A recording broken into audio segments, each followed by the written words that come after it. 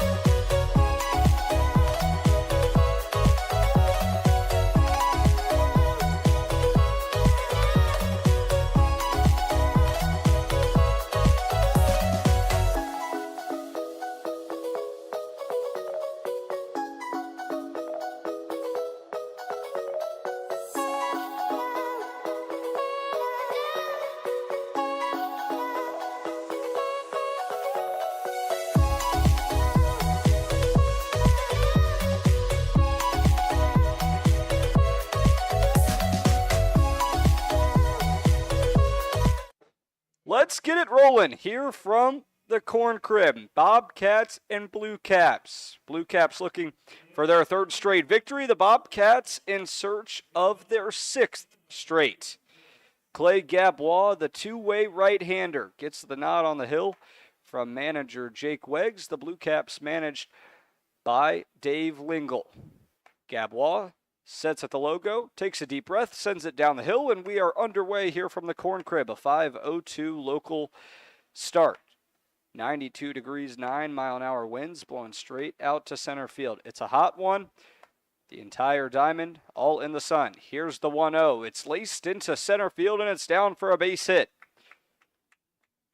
So Riley Hendren, who's more of a pull hitter towards left field, pushes it up the middle for a leadoff base knock, and the Blue Caps have their leadoff man aboard in the top of the first.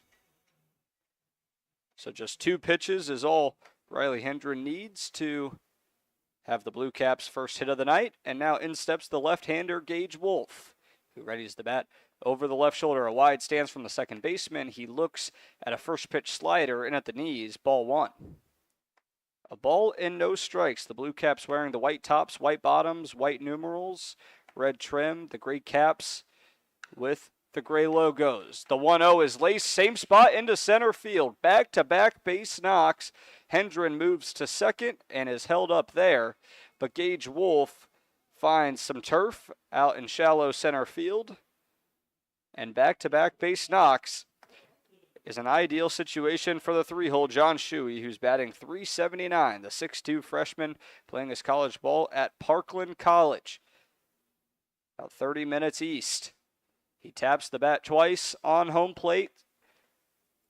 The tall 6'2 frame stands in the left-handed batter's box, and he looks at a first pitch fastball down low, a ball and no strikes. So Clay Gabois, the right-hander for the Bobcats, a two-way. He's hitting .304 so far in 2024, but also getting the start. The 1-0 is a slider that misses inside. Home plate umpire Chris Smith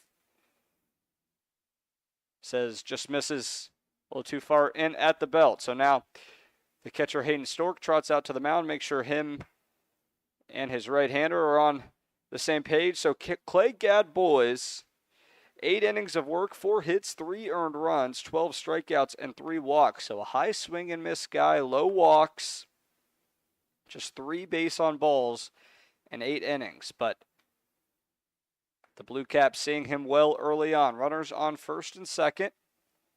2 balls, no strikes. Gabois sets and fires. And that one's laced into left field. It gets down for a base hit. Getting the wave around is Hendren. The relay will not be in time. Back-to-back-to-back singles, and John Shuey's RBI knock to left field puts the Blue Caps on the board 1-0 here in the top of the first. Shuey, second in the entire KCL in hits with 11. And the Blue Caps seeing Clay Gabois well. The first pitch is a changeup in at the knees. Misses inside. A ball, no strikes. Jacob Castleman, the left-handed third baseman, digging in the back box now. Rests the bat over his left shoulder, props it up and swings at the 1-0 and fouls it straight back into the seats. A ball and a strike now to the 6'2 sophomore. Castleman, a corner infielder, plays third base and first. Playing third base in the bottom half of the game tonight. Gabois checks the runner at second, sends it home. The 1-1, grounded right side, fielded by the first baseman Wagner. He'll take it to the bag himself. And the first out of the inning is recorded, but both runners advance, and there's 2 in scoring position for the backstop, Cannon Klein. So Cannon Klein, the 5'11", 180-pound righty, draws into the dirt with his bat, collects himself, gets the nod of approval from home plate umpire Chris Smith, Gabois staring directly into the sun. Gage Wolf on third. John Shuey over on second. One away. 1-0 Blue Caps lead. Klein swings at the first pitch. It's popped up right center field, and that's trouble if it gets down, and it does. Wolf is in to score. Shuey gets the wave around, and Cannon Klein motors into second with a stand-up 2 RBI double.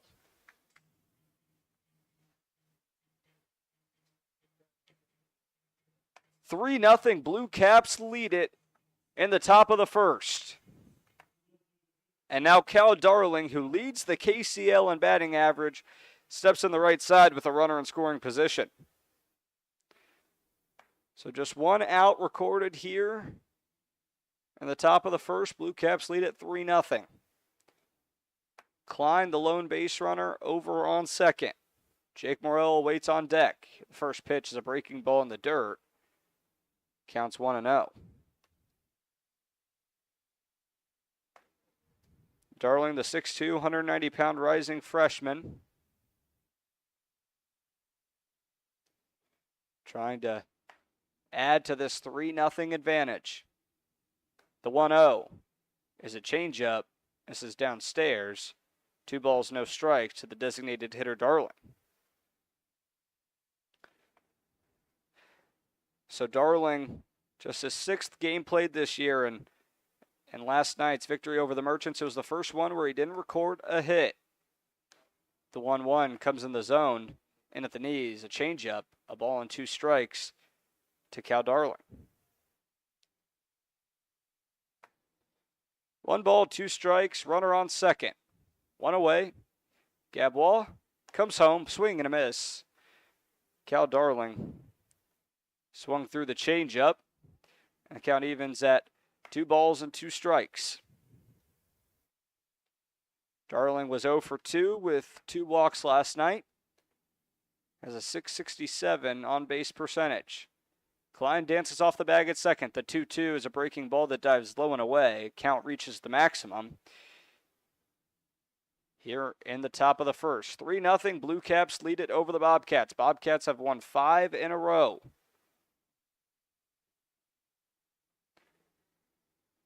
Three balls, 2 strikes, 1 away. Cannon Klein on second. The payoff pitch is popped up right side, reaching foul territory. The first baseman Wagner's in pursuit, and he's not going to get there in time. So Gabois and Darling will go toe-to-toe with a full count at least once more. Cannon Klein remains on second. 3-0 Blue Caps lead. 4 base hits already. A Cannon Klein RBI double. 2 RBI double. Here's the 3-2. And it's inside, ball 4. Darling takes first base. And there's 2 on, 1 out. Now for the left fielder, Jake Morrill.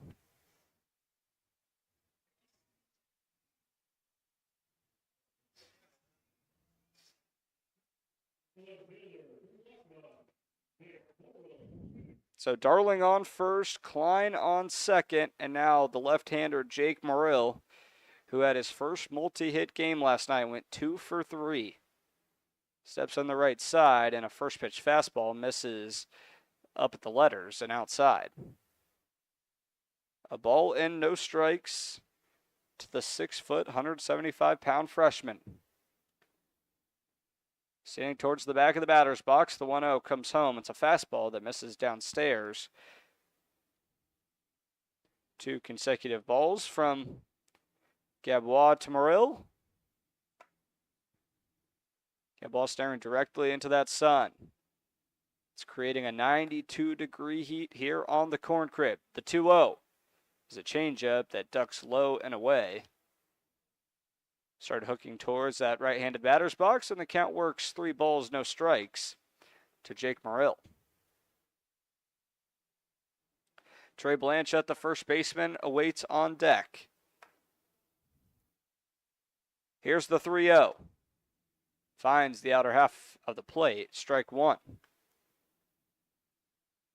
So Gabois, who went 3 straight breaking balls, works on a fastball there and finds the strike zone. 3 balls and a strike now. 2 on, 1 out. Swing and a miss. Fouled straight back. Count goes full to Jake Morrill. Morrill hitting .267. He's got Cannon Klein on second, Cal Darling on first. 3 balls, 2 strikes, 1 out. The windup and the pitch misses high, and Clay Gabois has now walked 2 consecutive batters. And manager Jake Weggs will take a walk out to the mound. So, with a quick mound visit, we'll step aside here on the exclusive home of the KCL.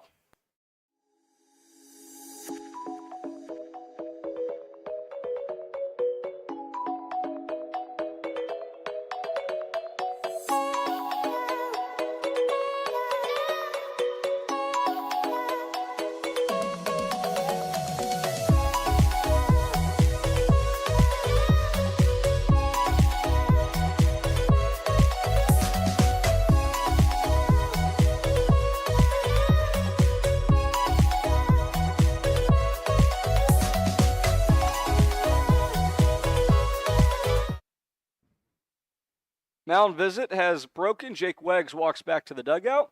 And now first baseman Trey Blanchett steps on the right-handed batter's box with the bases loaded and 1 out. Gabois looking to work around the rough start. Here's the first pitch. It's a fastball, misses up at the letters.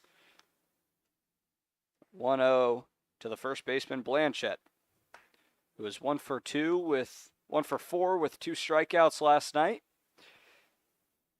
in the 8-7 win over the Merchants. The 1-0 is in the zone and at the belt. A fastball from Gabois. A ball and a strike to count now to the 6'2", 180-pound rising freshman. Lines and deals. The 1-1 fouled right side, grounded towards the Bobcats dugout and in to that first base dugout. Bobcats will occupy it throughout the evening. Blue Caps in the first base dugout enjoying a 3-0 start. A ball and 2 strikes. Klein on third. Darling over at second. Jake Morrill off the bag at first. Here's the 1-2. Fastball, strike 3 looking. Trey Blanchett was not expecting the 4-seamer in at the knees. Clay Gabois gets his first strikeout of the night, and the bases remain loaded for the 9-hole hitter, Matthew Montoya. So 2 away now in the top of the first. Blue Caps lead at 3-0. Bases loaded. Gabois, a wide stance, sends it down the hill. First pitch, swing, fouled, left side, and out of play. Montoya sitting on the fastball.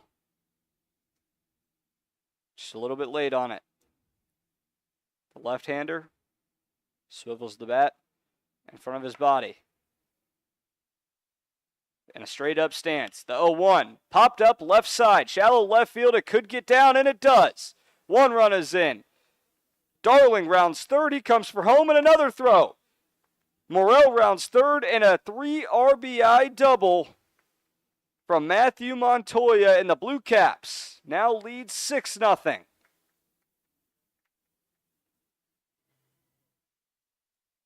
I don't think you can ask for much better production from your 9-hole hitter than a 3 RBI base clearing double.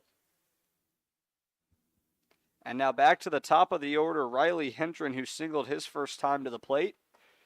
Now digs on the right side. Gage Wolf is on deck. 1 on, 2 outs. He swings at the first pitch. It's lined right side, and it stays fair. Getting the wave around third is Montoya. He'll score without a throw. And the Blue Caps, who worked their way through the lineup, turns it back to the top, and Riley Hendren is 2 for 2 with 2 singles. That one an RBI, and the Blue Caps lead at 7-0 in the top of the first. An offensive onslaught from the visitors to open things up here on a 92-degree day at the Corn Crib. And now Gage Wolf back in for his second time tonight. 2 away, Riley Hendren on first. He takes off for second. The throw down from Stork is into center field, but backing it up is Chase Weiss. And Riley Hendren is into second with a stolen base. 7-0 Blue Caps. Just pouring it on, trying to pick up their third straight win. Gage Wolf, the left-hander. Right on left the matchup, the 1-0. And at the knees, strike one. Gage Wolf, who singled his first time up, hitting .353. 2 doubles so far this summer. Trying to score his teammate Hendren. He swings at the 1-1, fouls it straight back. And a ball and 2 strikes now to the second baseman. John Shuey, who started the scoring in the top of the first with an RBI single, is on deck. And an arm finally loosening in the Bobcats bullpen. Gabois comes set at the letters, sends it home. The 1-2 fouled, similar spot, out of play.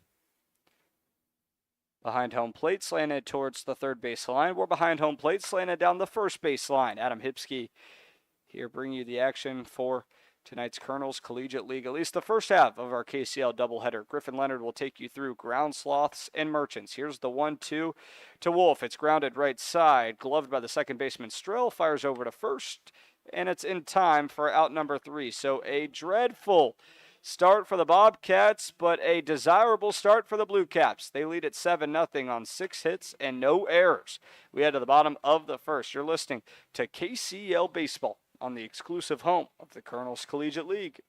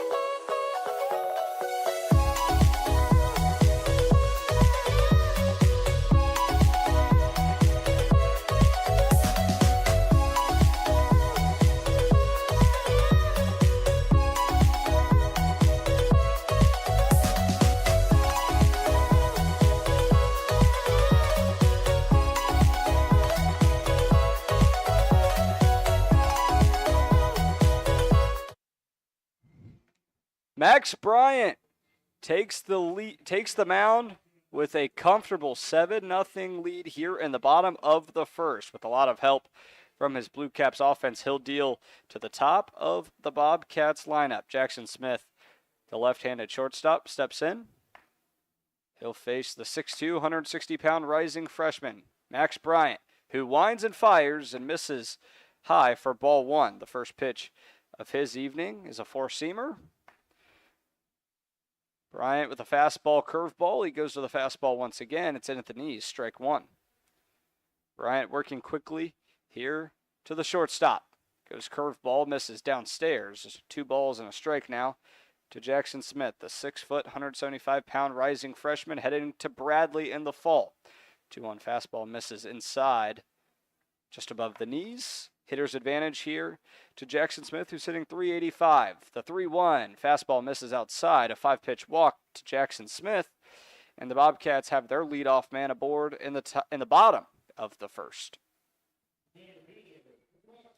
And now Chase Weiss steps in, who was 0 for 3 with a walk last night. And the Bobcats win over the Ground Sloths. Smith on first, nobody out. Chase Weiss readies the bat, swings through a first pitch curveball. He's behind 0-1. Chase Weiss, who hitting .250, just not swinging the hottest bat at the moment, hasn't recorded a hit since June 5th. Trying to get back in the base knock column. The 0-1 fastball misses high, a ball and a strike to Chase Weiss. So just a 2-pitch mix here from Max Bryant. 6'2", 160-pound frame. The 1-1 fouled straight back out of play towards us down the first base line. And a ball and 2 strikes now to the center fielder, Weiss. 7-0 Blue Caps lead it here at the Corn Crib. Hayden Stork, the catcher, on deck. Bryant readies at the belt, fires home, goes to the fastball, misses outside at the knees. 2 balls, 2 strikes to the center fielder, Weiss, who had a heavy dosage in the top half of the inning. Had 3 base hits hit out to him in center, and the 2-2 is lined to left field and fair. Bounces off the wall, making the turn for third is Jackson Smith, and it bounces off. He's getting the wave around third from manager Jack Weggs, and Chase Weiss scores from first on an RBI double off the bat of Chase Weiss. So Chase Weiss, who hadn't recorded a hit since June 5th, finds some turf with a powerful swing down the left field line. Jacob Castleman, the third baseman, had no chance of getting to it, and it took a fair hop. A tough one for the left fielder, Jake Morrell, to get to. Here's the first pitch to Hayden Stork, a breaking ball in at the knees, strike 1. Stork hitting .333. Weiss, a dangerous threat on the base paths. He has 5 stolen bases this season. The 0-1 laced up the middle and into center field. Stork will round first and head back to the bag, but another base knock for Hayden Stork, his 9th of the season. And now Chase Weiss heads to third, and the Bobcats have runners on the corners with nobody out, and the cleanup man, Mark Wagner, stepping in, who, unlike his teammate Chase Weiss, is swinging a hot bat. First pitch, fastball, swung on and missed.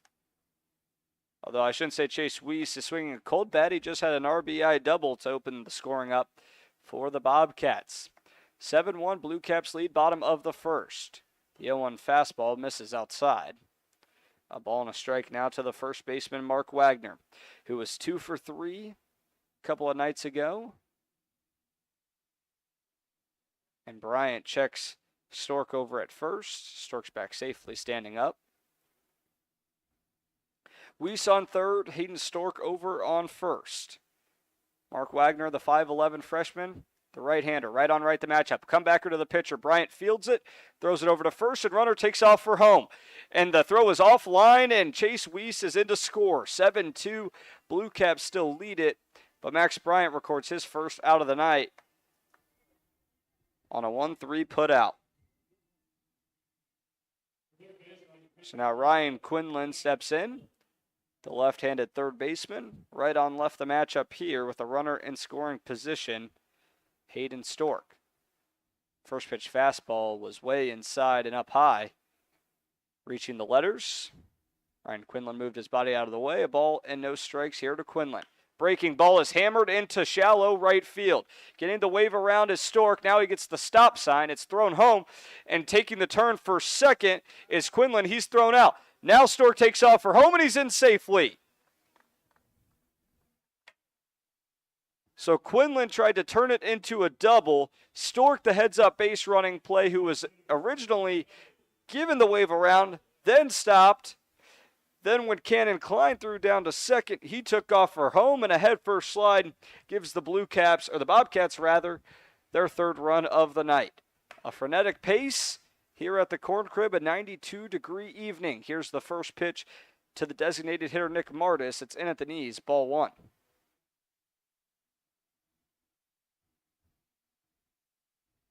Bryant delivers, and it's laced into left field. So both pitchers getting knocked around early.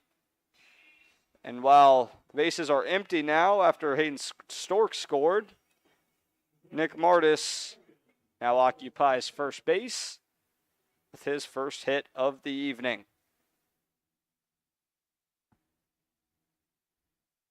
So now the second baseman, Will Strell, digs in the left-handed batter's box, looks at a first pitch breaking ball outside, ball 1.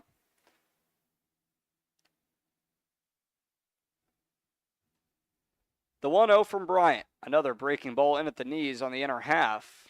Strike one. So Strell hasn't seen a ton of at-bats, but he's 0 for 5 in the 5 that he has seen. Nick Martis over on first. Here's the 1-1. Fastball cut on and missed. Will Strell swings through the 1-1 fastball. Outside, Max Bryant got him to chase. As the righty deals to the lefty second baseman. Here's the 1-2. Fastball, and Strell stays alive, pounding it off the dirt. Count remains a ball and 2 strikes to the 5'10", 160-pound freshman Strell. Martis off the bag at first, being held on by Trey Blanchette. The 1-2, grounded left side, charging it is the shortstop Shuey, who makes the throw across the diamond, and it's in time to retire Will Strell. So the Bobcats strand 1, but not before they tack on 3 and cut in to the 7-0 advantage that was left for them heading into the bottom of the first. So at the end of 1, the Blue Caps lead at 7-3. Offense galore. If you like offense, stick around. We've got 6 more innings of this here on the exclusive home of the KCL.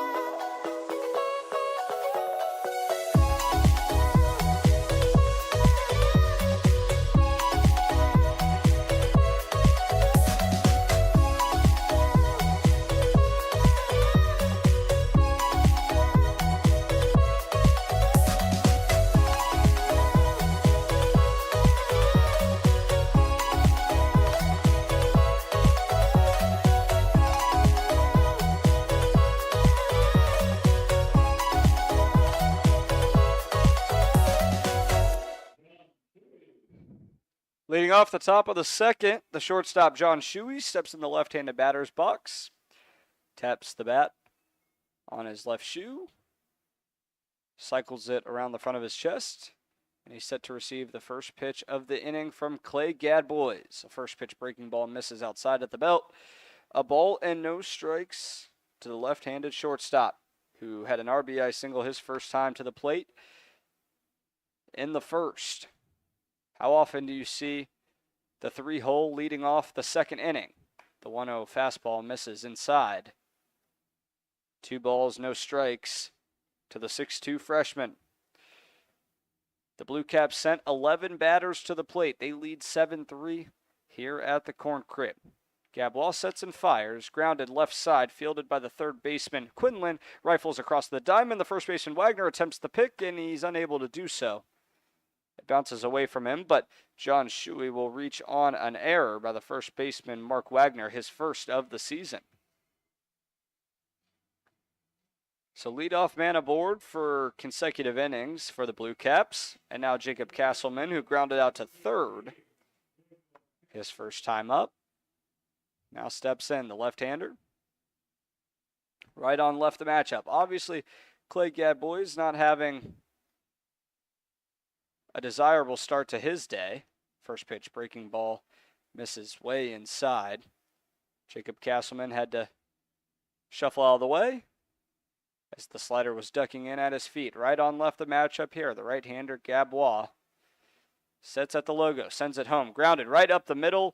Gloved by the shortstop Smith. To Strell over to first. A pick by Wagner. This time is in time. So Wagner, who just committed an error, now scoops it out of the turf, and a 6-4-3 double play retires Shuey and Castleman, and there's 2 away in the top of the first. So now Cannon Klein, who had a 2 RBI double, digs in. Right on right the matchup here. Defense playing straight up now. First pitch. Popped up. Shallow left field. It'll drop in front of the left fielder, Brady Alexander, and a base knock here for the catcher, Cannon Klein. He moves to 2 for 2 on the day. And that's the Blue Caps' 7th hit of the evening. 5:32 local time here at the Corn Crib.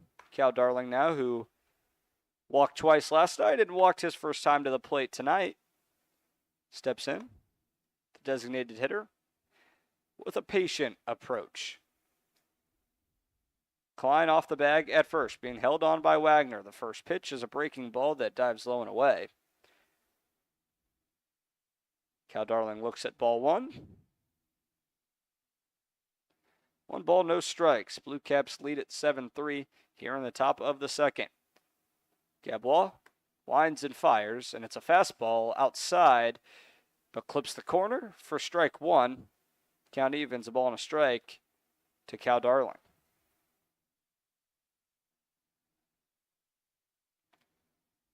One on, 2 away. Gabois looking for a much cleaner frame. 1-1 breaking ball, and Gabois falls down. Lost his footing. He missed inside. 2 balls and a strike to Cal Darling. So Gabois looking to regroup himself a little bit. The 2-1. Grounded 2 hops to Smith. He'll go to first with it. Low throw, but fielded cleanly by Mark Wagner, and the side is retired. A nice throw there from the shortstop over to the first baseman, Wagner. So a 6-4-3 double play helps Clay Gabois get through this frame much, much quicker than his first. We head to the bottom of the second.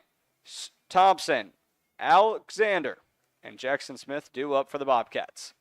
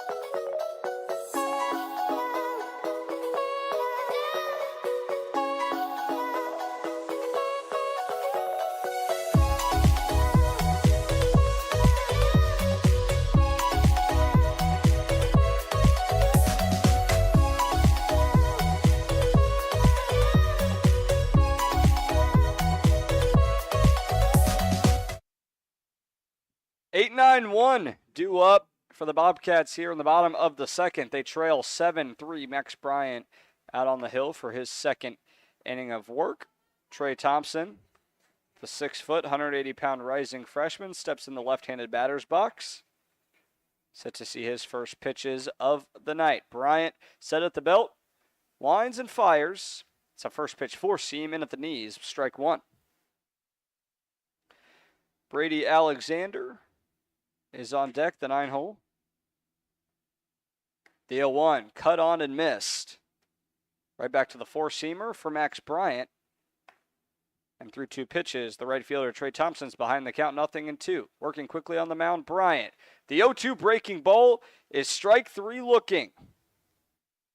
Trey Thompson looked at it on the inner half, and Max Bryant has his first punch out of the night. 1 away in the bottom of the second for the Blue Caps defense. Now Brady Alexander, who's 1 for 14 in the summer of 2024, steps in the right-handed batter's box. He recorded his first hit a couple of nights ago. He swings at a first pitch. It's popped up right side, foul territory. The catcher, Cannon Klein, gives chase, but won't get there in time. So strike 1 to Brady Alexander. On deck is the leadoff man, Jackson Smith, who walked his first time to the plate. But right now, the 5'10", 175-pound junior, Brady Alexander, is maneuvering an 0-1 count. 7-3 Blue Caps lead. Here's the 0-1, grounded left side, gloved by the shortstop Shuey, across the diamond, off the line. Blanchette's unable to glove it, and Brady Alexander takes first. So we'll see if it's a hit or an error. It wasn't a great throw from Shuey, who already has 4 errors this summer. I would imagine that's going to be an error on the shortstop. I think with the clean throw on the bag, Blanchette probably could have retired Brady Alexander. He wasn't moving with a ton of speed down the line, but 1 out, 1 on, and now the leadoff man, Jackson Smith, looks at a first pitch 4-seamer just a bit downstairs. Ball 1. So Brady Alexander over on first. The 1-0. It's a changeup that misses outside.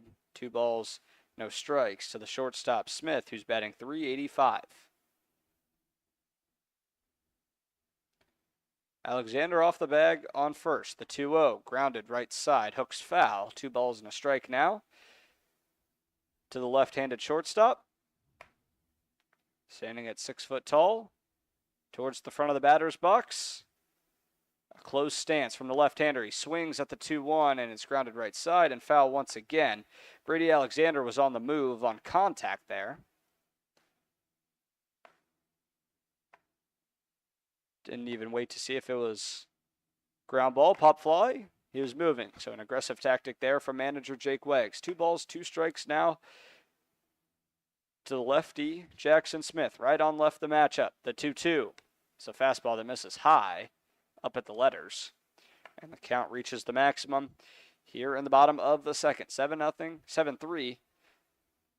Blue Caps lead. Bobcats looking to trim into that deficit in hopes of winning their 6th straight. The 3-2 chopped foul back to the screen. So Jackson Smith, who's a tough out, as shown by his .529 on-base percentage. Fouls off the 3-2. Stands to live another pitch. Here's the payoff, and he looks at strike 3. A 4-seamer in at the belt. And Jackson Smith goes down looking. Second strikeout of the inning for Max Bryant. And now Chase Weiss will step in the right side, trying to keep the inning alive with 2 away in the bottom of the second with Brady Alexander over on first base.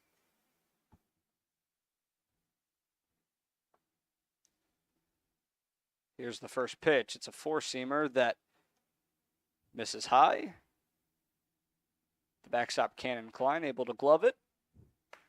And a ball and no strikes now to the center fielder Weiss. This 4-seamer misses way inside, just above the knees. 2 balls, no strikes to the 6 foot, 195-pound freshman.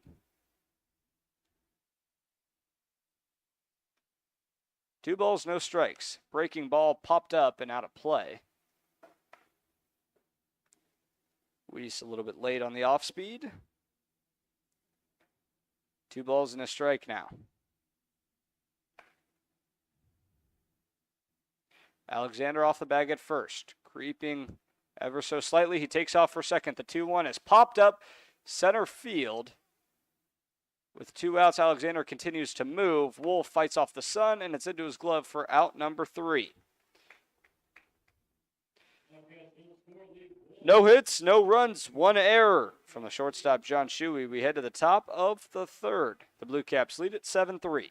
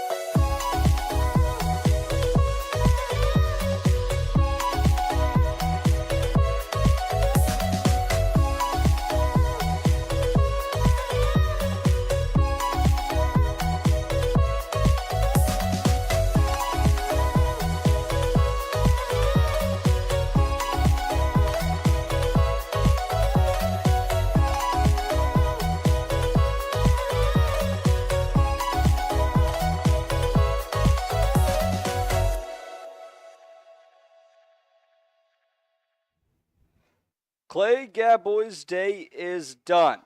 And a dreadful start for the right-hander who hits .304, but got the start on the hill today. He went 2 innings, 7 hits, 7 runs, 6 of which were earned, 2 walks, and just 1 punch-out for the right-hander. But now the left-hander Troy McLeese steps on the hill, readies at the belt, comes home with it, and a first-pitch changeup is in at the knees on the inside corner, strike 1.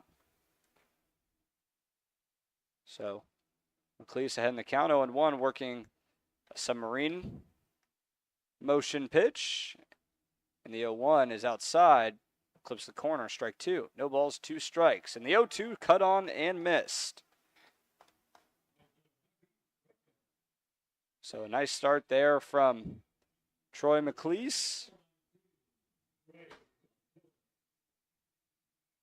3 pitches is all McLeese needs to retire the left fielder Jake Morrell, and now the 8-hole Trey Blanchette, who struck out looking.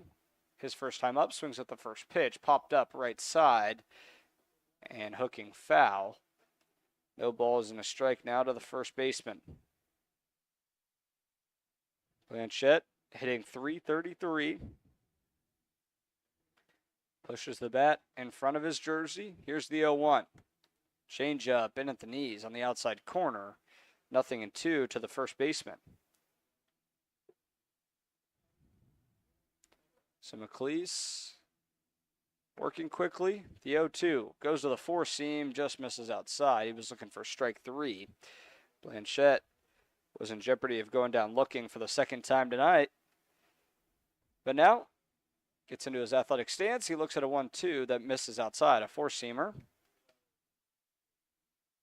Middle of the zone, but outside. The 2-2. Grounded on a hop. Fielded by the shortstop Smith.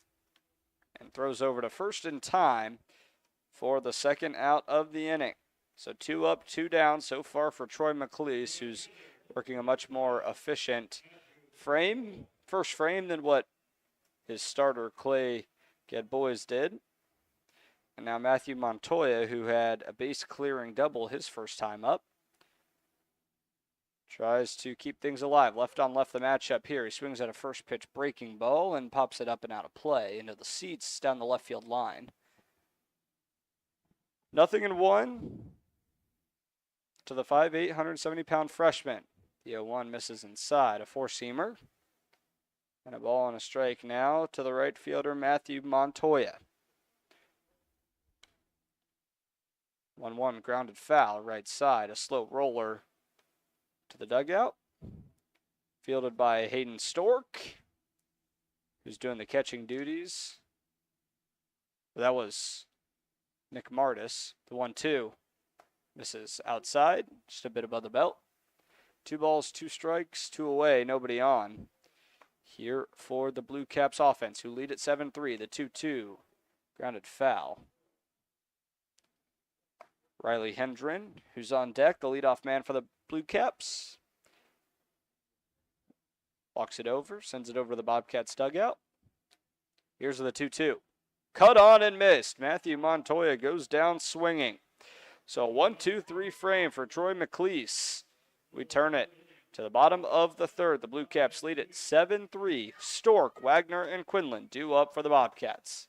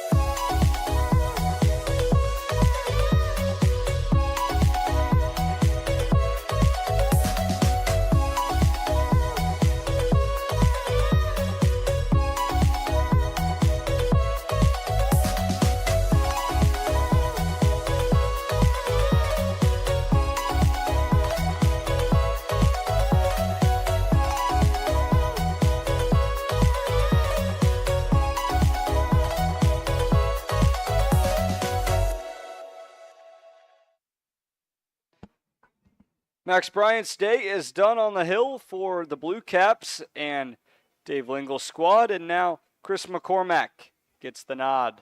The 6'2", 165-pound freshman, the right-hander,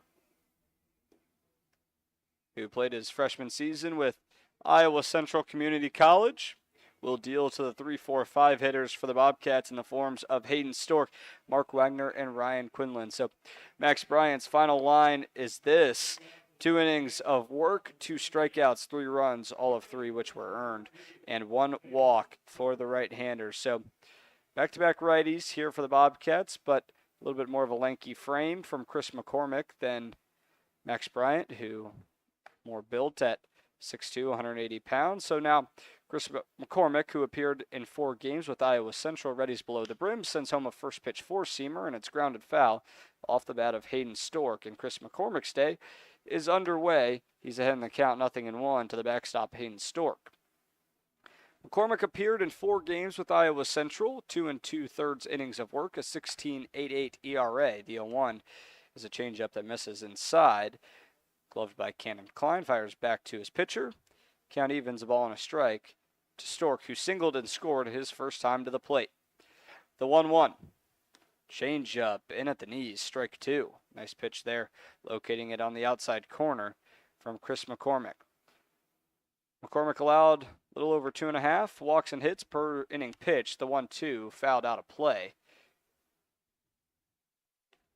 Stork behind on the 4-seamer. It stays alive at a ball and 2 strikes. Nobody on, nobody out. Blue Caps lead at 7-3 in the bottom of the 3rd. Here's the 1-2. Nice take there from Mark Wagner on a slider that was ducking low and away. Stork controls the swing. Counts leveled at 2 balls and 2 strikes. Here's the 2-2. Fastball driven right field line, curling foul. That's where it'll end up. Matthew Montoya, the right fielder, gave chase, but he didn't have the speed. Sharply hit off the bat of Hayden Stork, and the count remains 2 balls and 2 strikes. McCormack readies at the letters. Winds and deals, and a breaking ball that bounces about 2 feet from the plate. Went 58. Needed an extra 2 to get it to the backstop Cannon Klein, and the count has reached the maximum here in the bottom of the 3rd. Stork looking to kick things off this inning. He reached his first time on a single. Right on right the matchup here. Here's the payoff. Breaking ball, swing and a miss. McCormack records his first punch out of the night, and the Bobcats have 1 away in the bottom of the 3rd. Now Mark Wagner had an RBI single. Steps in the right side, right on right the matchup here, the 5'11 freshman. We'll see his first pitches from Chris McCormack, as will most of the Bobcats lineup. Here's the first pitch, a breaking ball in at the knees, strike 1 across the heart of the plate. So the first baseman Wagner's behind 0-1. McCormack delivers, and it bounces off the plate, but Wagner chases. He's behind 0-2. A 4-seamer that McCormack released a bit too late, but doesn't matter. Wagner was in a swing all the way there. No balls, 2 strikes, and he swings through the 0-2 4-seamer. Back-to-back punch-outs for Chris McCormack, and a perfect start to his day. 2 up, 2 down, and now Ryan Quinlan, the left-handed third baseman, steps in. He's singled in the first. 7-3, Blue Caps lead it. Blue Caps tallied 7 in the first. Bobcats responded with 3. That's how we've gotten to our score. First pitch breaking ball misses outside at the knees. A ball and no strikes to Ryan Quinlan. The 1-0. Chopped right side. Gloved by Shuey. And across the diamond over to Blanchette in time for out number 3. 3 up, 3 down for Chris McCormack. All he needs is 10 pitches. We head to the top of the 4th. Blue Caps lead at 7-3.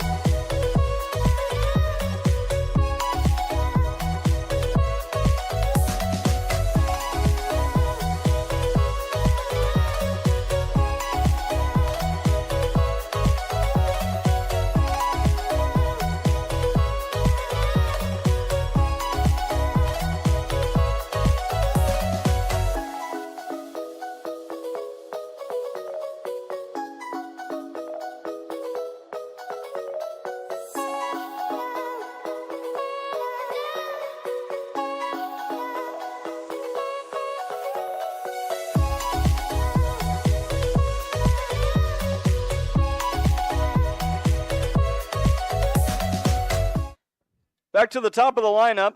In the top of the fourth, the 1-2-3 hitters due up for the Blue Caps offense, who lead at 7-3. Riley Hendren, the center fielder, who came to the plate twice in the first inning as the Blue Caps sent 11 hitters to the dish. Hendren steps in the right-handed batter's box and looks at ball one, a four-seamer at the belt and inside. 1-0 to the center fielder. The 1-0 goes back to the fastball, misses outside. Just misses that down and away corner. 2 balls, no strikes. 2-0 misses high, four-seamer. Riley Hendren ahead in the count, 3 balls, no strikes. 92 miles an hour, 10-mile-an-hour winds blowing from right to left as we see it. Adam Hipsky here behind home plate, slanted down the first base line. The 3-0 from McLeese, and it's in the zone just at the belt. Down the middle. 3 balls and a strike now to Riley Hendren, who singled both times. He swings the 3-1, fouled straight back. Works the count full. So after being ahead in the count 3-0, the left-hander Troy McLeese works back in the count with back-to-back strikes, and here's the payoff pitch. Popped up right side. Curling into foul territory. The first baseman Wagner's under it, fights off the sun, and corrals it in for out number 1. So Riley Hendren is retired for the first time tonight, and now Gage Wolf, who also came to the plate twice in the first inning, singled his first time up and grounded out to second on the latter half of the pair of plate appearances. He steps in the left-handed batter's box, left on left the matchup. He swings at the first pitch and laces it into left field. It's down for a base hit in front of the right fielder, Trey Thompson.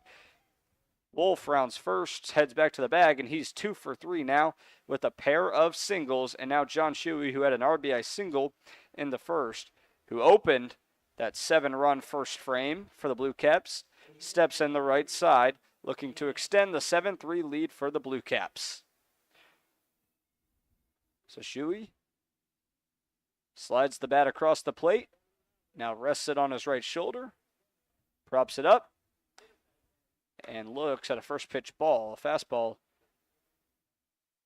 upstairs, a ball and no strikes to the shortstop, John Shuey.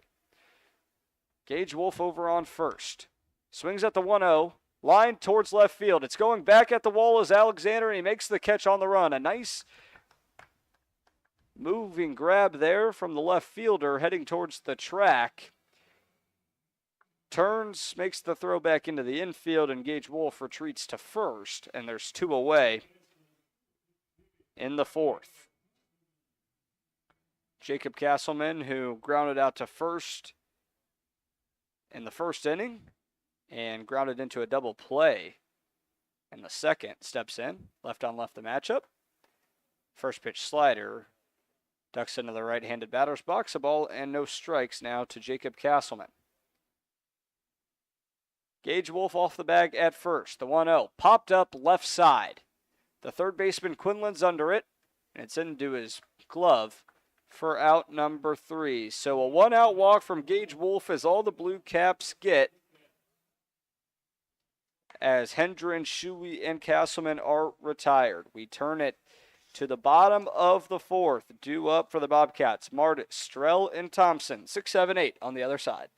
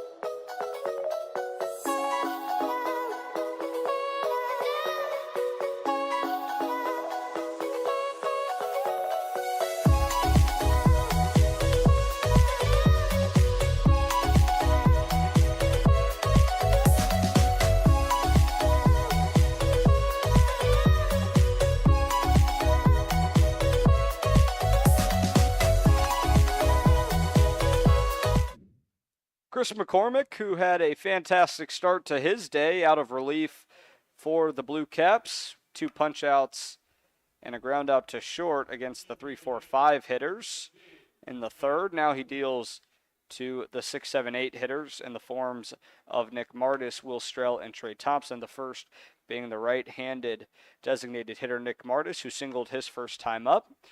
Readies the bat over his right shoulder, looks at the first pitch and swings at a first pitch fastball from Chris McCormick, and it's up the middle into center field. Hendren fields it on a hop, fires it into the infield, but a leadoff base hit for Nick Martis. He's now 2 for 2 today.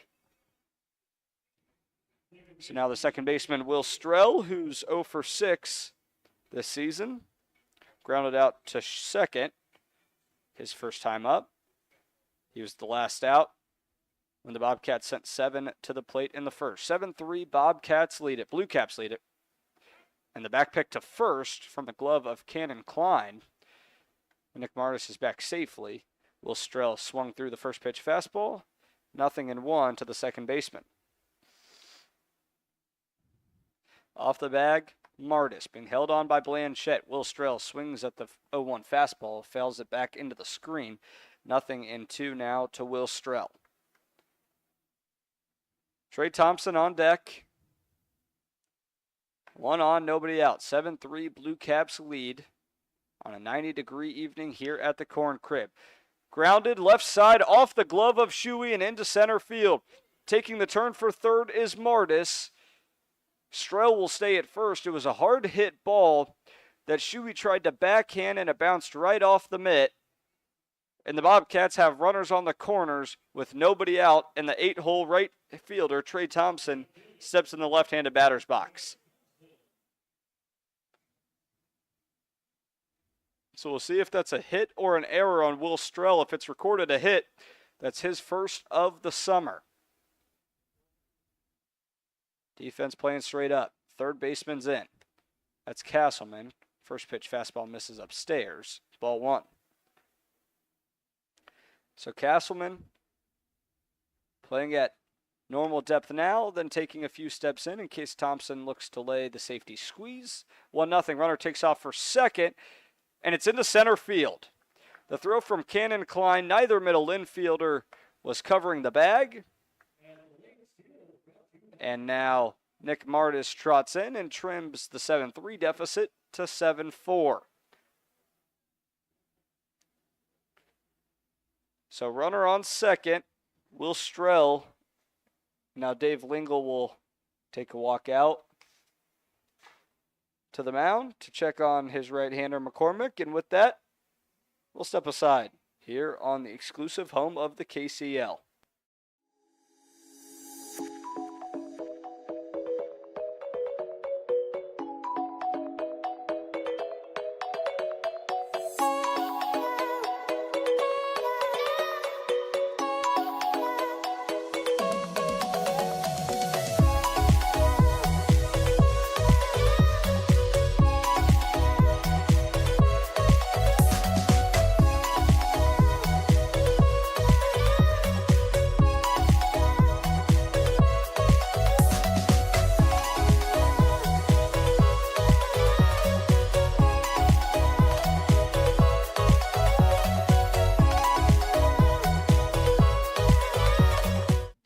Mound visit breaks, and Trey Thompson, who sits with a 2-0 count,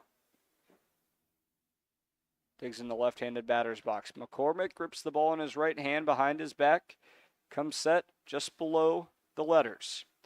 Will Strell, the lone runner, on second. The 2-0 fastball on the outside corner, strike 1. 2 balls and a strike now to Trey Thompson. 7-4 Blue Caps lead in the bottom of the fourth.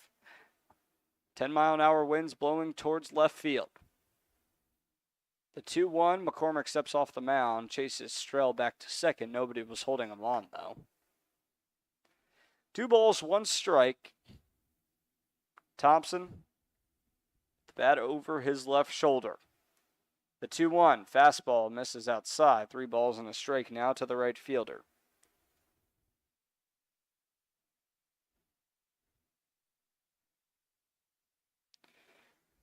Thompson struck out looking his first time to the plate in the second. Here's the 3-1. It's a changeup in at the knees, strike 2. The count runs full with a runner on second and nobody out. Bobcats, after trailing 7-0 at the middle of the first inning, have responded with 4 unanswered. And the full count fastball misses just downstairs. And a full count walk is awarded to Trey Thompson, and it brings up the 9-hole hitter, Brady Alexander.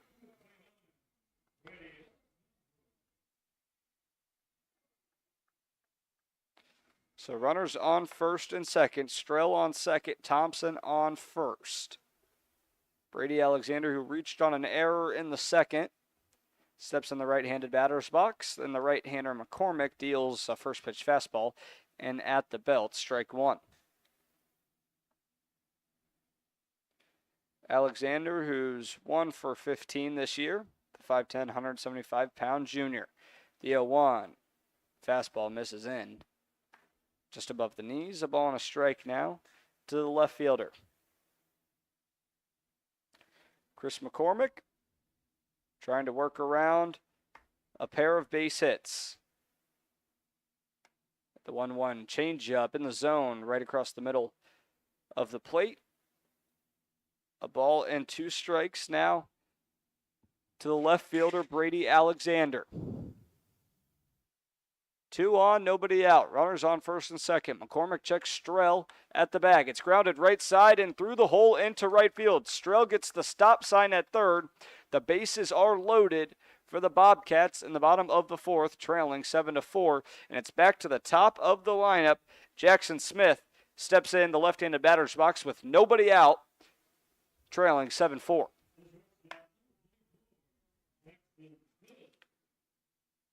Smith, who's 0 for 1 with a walk, struck out looking in the second.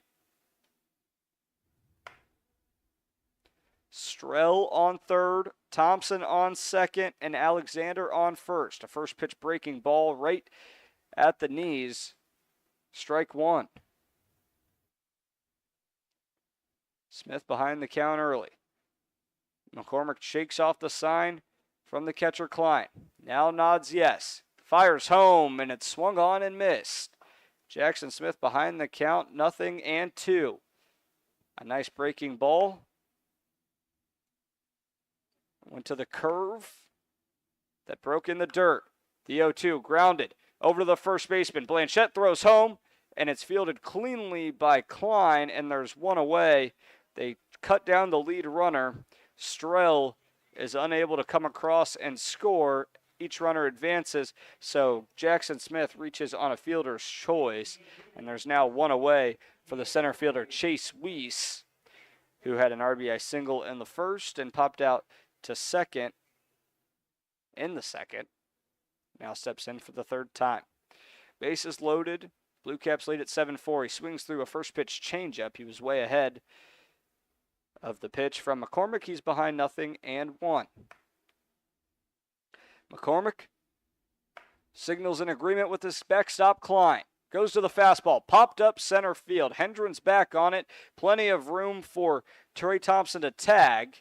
And he jogs into home. And Smith takes off for second after the throw came into the pitcher. Both runners move station to station.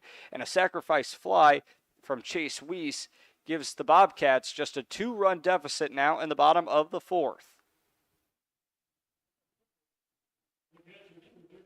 So now the catcher, Hayden Stork, who singled and scored in the first and struck out swinging in the third, now steps on the right side with 2 in scoring position. The tying run on second. 7-5, Blue Caps lead it. 2 outs. First pitch changeup just misses inside above the belt. 1-0 to the catcher, Hayden Stork. 6'3", 210-pound. Nice frame. Changeup misses downstairs. 2 balls, no strikes. To the stocky backstop, who's doing a nice job behind the plate for the Bobcats. Now trying to do a nice job at the plate. 2 balls and a strike. Check swing. He went around. So 2 balls and a strike. It was a fastball that was way downstairs. Cannon Klein, it bounced off his chest. He's able to recover quickly. Now 2 balls and a strike to the catcher, Hayden Stork. Alexander on third, Smith on second. The 2-1 delivery.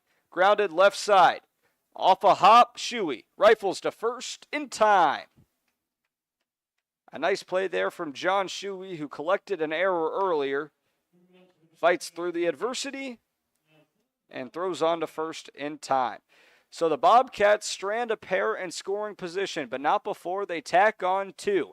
7-5, Blue Caps still lead it as we head to the top of the 5th. Cannon Klein, Cal Darling, and Jake Morrell due up for the Blue Caps on the other side. You're listening to Colonel's Collegiate League Baseball on the exclusive home of the KCL.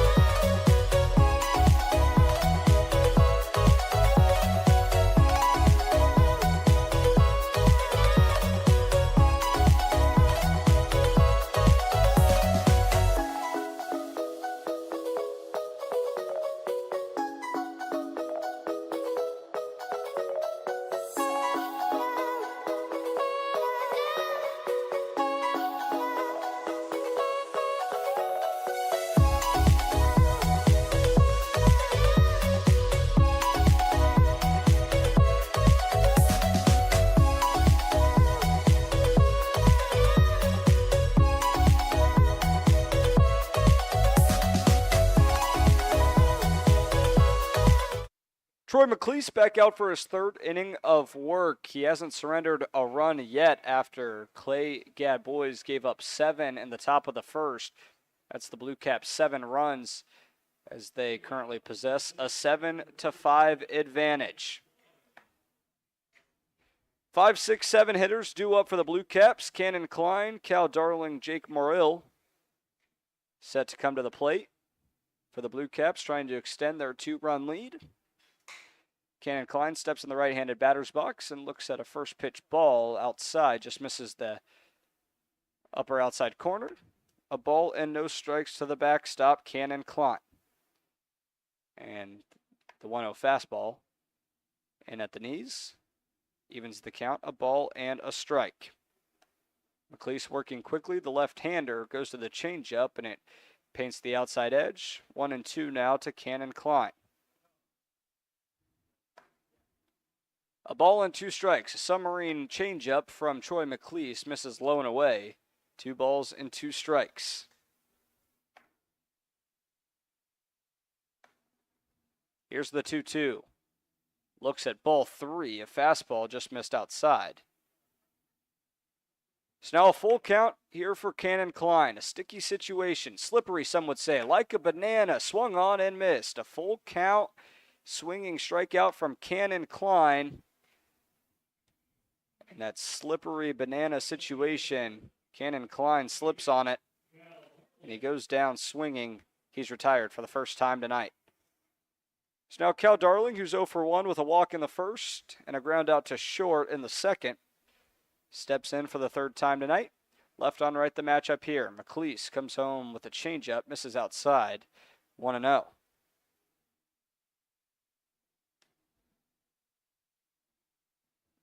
The 1-0 home. Changeup misses. Never mind. Clips the zone. Chris Smith, the home plate umpire, with the late arriving call. Counts even. A ball and a strike. Nobody on. 1 away. Blue Caps lead at 7-5. And the 1-1 fastball in at the belt. A ball and 2 strikes to the designated hitter, Cal Darling, who's hitting .615 here in the summer of 2024. McLeese goes to the submarine. Misses outside. A ball and 2 strikes now. Or 2 balls, 2 strikes.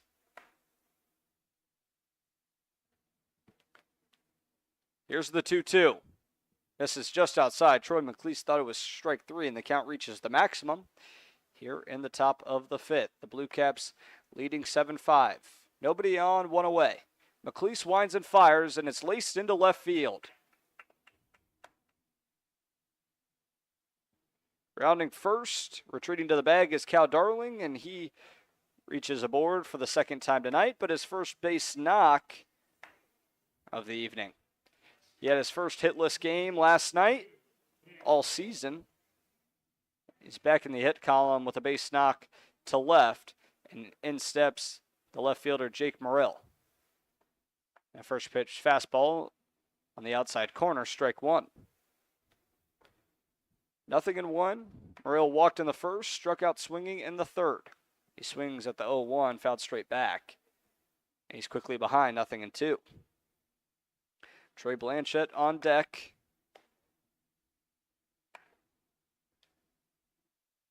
No balls, 2 strikes. 1 on, swing and a miss. And a second swinging strikeout from Jake Morrill. Troy McLeese has the Bobcats with 2 away in the top of the 5th.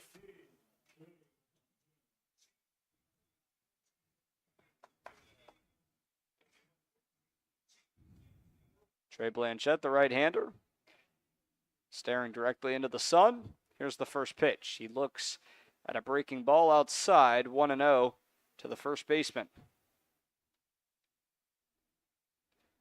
Cal Darling off the bag at first, the 1-0. In at the knees, strike 1.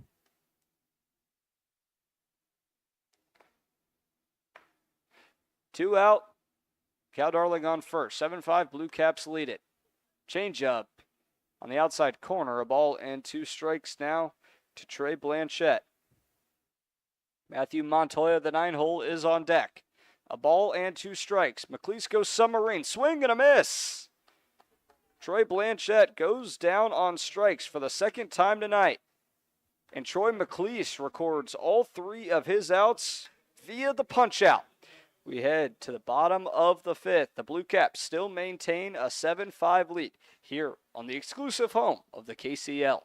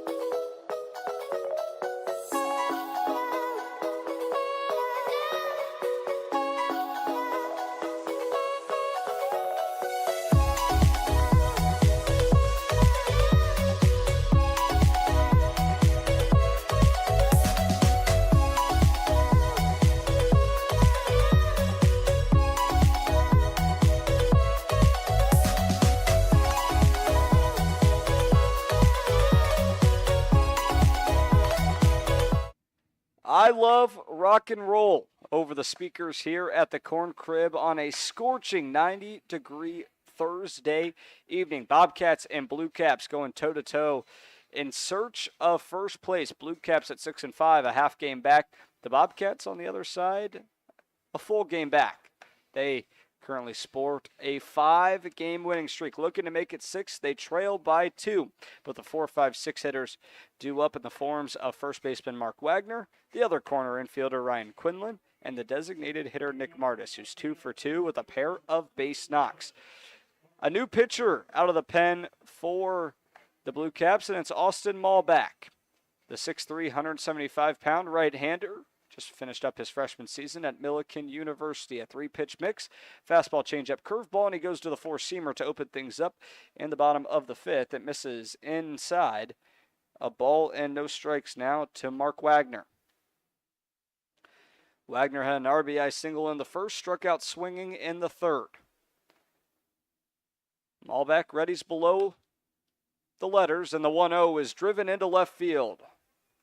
Mark Wagner, his second base hit of the night, and the Bobcats, who trail by 2, have their leadoff man aboard in the bottom of the 5th.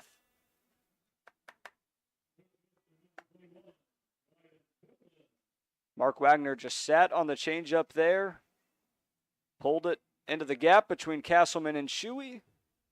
No play there from the left side of the infield, and now the left-hander Ryan Quinlan looks at a first pitch four-seamer outside, misses in the right-handed batter's box. 1-0 to Quinlan, who's 1 for 2 with a single in the first. Bobcats tallied 3 in the first, 2 in the fourth. The 1-0 misses downstairs, 2 balls, no strikes. Now to Ryan Quinlan. 1 on, nobody out. 7-5, Blue Caps lead it. Light crowd, heavy winds. The 2-0 fastball misses outside. It was at the knees. 3 balls, no strikes now to Ryan Quinlan. The 6-foot, 195-pound freshman. Austin Malbec looking for his first strikeout of the night. And it's a 4-pitch walk. So 2 on and nobody out here for the Bobcats. And now Nick Martis, who's 2 for 2 with a single in the first and a single in the fourth, now steps on with a runner in scoring position. He led things off in the fourth when the Bobcats sent 6 to the plate. 2 on, nobody out. First pitch fastball right across the heart of the plate, strike 1. To the designated hitter, Nick Martis. Stocky, 6'1", 210 pounds. Right on right the matchup. Fouled straight back into the screen, nothing in 2 to the freshman. So freshman on freshman here. Malbec, hometown kid from Bloomington, Illinois, Tri-Valley High School. Here's the 0-2. Fastball misses upstairs above the letters. A ball and 2 strikes now to Nick Martis. Wagner on first, Quinlan on second. 7-5, Blue Caps lead it. Bobcats trying to pick up their 6th straight win. The 1-2, fastball just upstairs. Count levels, 2 balls and 2 strikes now. Martis with 7 strikeouts this season. Batting .118, but he's 2 for 2 tonight. The 2-2, he takes it, ball 3. Now the count runs full. Wagner single to lead things off. Quinlan reached on a 4-pitch walk. And the full count is popped up behind home plate. It's going to reach the seats. And Martis stays alive at 3 balls and 2 strikes. Will Strell, who singled his last time up, is on deck. 2 on, nobody out. Malbec looking directly into the sun, producing 90-degree heat. Here's the 3-2. Swing and a miss. Nick Martis couldn't catch up to the four-seamer, and Austin Malbec has his first punch out of the night. So now Will Strell, who grounded out to second in the first and singled in the fourth, digs in the left-handed batter's box to try and score Mark Wagner, who's over in scoring position on second. Here's the first pitch. Misses high and away. So Will Strell, who was 0 for 5 going into the night, but now 1 for 2, moves him to 1 for 7 on the season. The 1-0 count. Wagner dances off the bag at second. And it hits Will Strell. Bases loaded now for the Bobcats. Strell flips his bat towards the first base dugout. And now Trey Thompson, who's 0 for 1, he struck out looking in the second and walked in the fourth.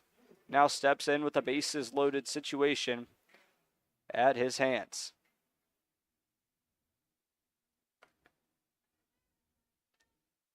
Thompson with a .500 on-base percentage. Malback delivers.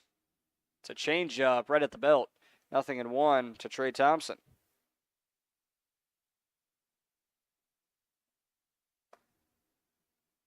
Trey Thompson readies the bat over that left shoulder. The left-hander looks at the 0-1 slider, misses away. A ball and a strike now to the right fielder. Standing tall in the front of the batter's box at 6 foot, 180 pounds. Bases loaded, one away. The 1-0 clips the inside corner. Thompson falls behind 1-2. Strell on first, Quinlan on second, Wagner on first. The 1-2 popped up into center field. Hendren drifting back. It'll be deep enough to score Wagner. He tags. Quinlan moves from second to third. Strell stays put at first. And an RBI sacrifice fly trims the deficit to just 1 for the Bobcats. 7-6, Blue Caps lead it. So now Brady Alexander with 2 away and a runner on third. That tying run on third. Will Strell remaining at first. Not a ton of speed. He hasn't stolen a base this season. But 2 outs. Defense playing straight up. Alexander, the right-hander. Right on right the matchup. Looks at a first pitch strike. A fastball on the outside corner. 0-1.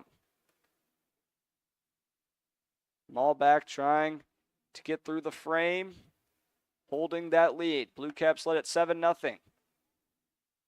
And a fastball in at the knees. Strike 2 now to Brady Alexander. Runners on the corners. 2 outs. Quinlan on third. Strell on first. And a fastball misses upstairs. 1-2 the count.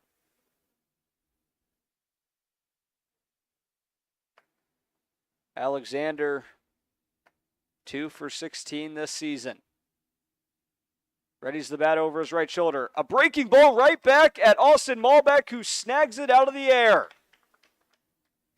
A fine play by the right-hander. Corkscrewing his body, snares it. And the Bobcats leave 2 on, and the tying run just 90 feet away. We turn it to the top of the 6th. The Blue Caps lead it 7-6, 9-1-2, due up on the other side.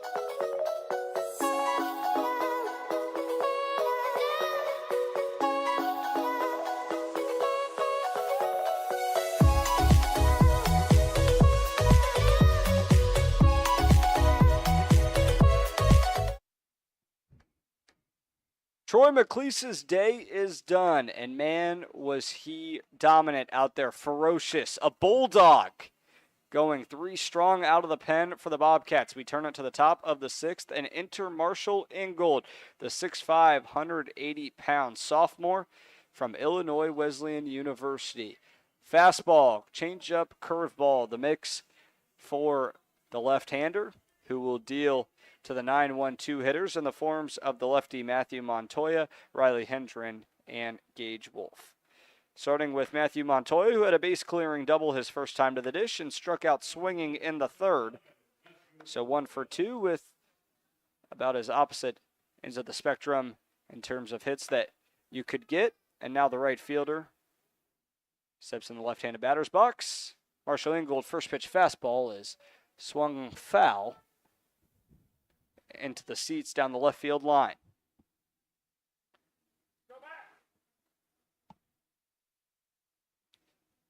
Nothing in one now to the right fielder, Matthew Montoya. Nobody on, nobody out. 7-6, Blue Caps lead it. Changeup, lined up the middle. Ranging to his left, Smith, and he's unable to glove it cleanly. And Matthew Montoya will beat it out without a throw.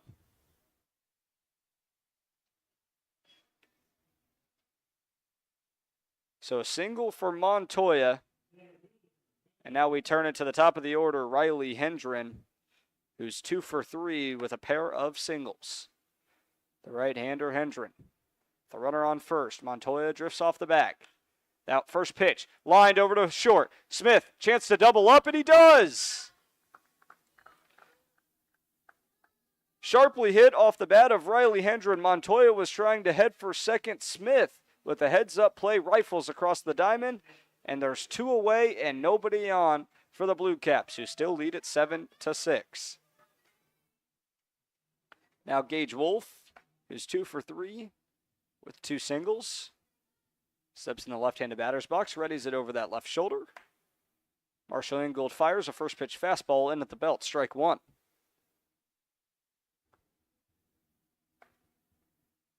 So Matthew Montoya, after leading things off with a nice base knock, as though one is grounded right side, Strell ranges to his right, and it sneaks past the glove of the second baseman and into right center field. So a base hit now for Gage Wolf, his 3rd of the game. 7-6, Blue Caps lead it. They poured on 7 in the top of the first. The Bobcats responded with 3 in the bottom half of the first, and they've scored 6 unanswered. 2 in the 4th, 1 in the 5th. We're now in the top of the 6th. Momentum all in the Bobcats' direction. Marshall Ingold in his first inning of work. He's given up a couple of singles so far. Wolf off the bag at first. A first pitch breaking ball right down the middle of the plate. Strike 1. John Shuey looks at it. Left on right the matchup here. Shuey had an RBI single in the first. He opened the scoring up for the Blue Caps. The 0-1 from Ingold. Fastball misses inside at the knees. 1-1 the count now to the shortstop, John Shuey. He's hitting .379 in the summer of 2024. Flew out to left his last time to the dish in the 4th. A ball and a strike. Ingold checks the runner at first. Fires home. And it's in the zone. Strike 2. Ingold goes to the fastball.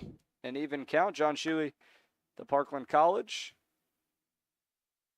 trying to keep this inning alive. Gage Wolf on first. 2 away. Blue Caps with a 1-run lead. Trying to add some insurance. Grounded foul left side. Dave Lingle attempts the bare hand. Down there in the third base coach's box. He manages this Blue Cap squad, who's just a half game back of first place. The Merchants hold first place. They're set to battle with the Ground Sloths. 20 minutes after the completion of the showdown we have right in front of us here. A ball and 2 strikes. Wolf on first. Here's the 1-2. Fastball off the mask of Hayden Stork. John Shuey got a foul tip, and he stays alive at a ball and 2 strikes.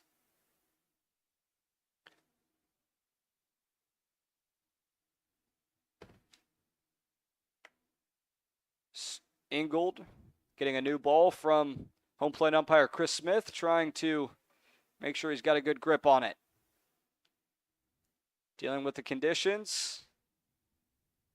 Sweaty hands, 90-degree temperature here at the Corn Cribs. Got to make sure he's got the grip. Slime. Having to make sure he can deliver the changeup. He does right there. Misses upstairs. 2 balls and 2 strikes.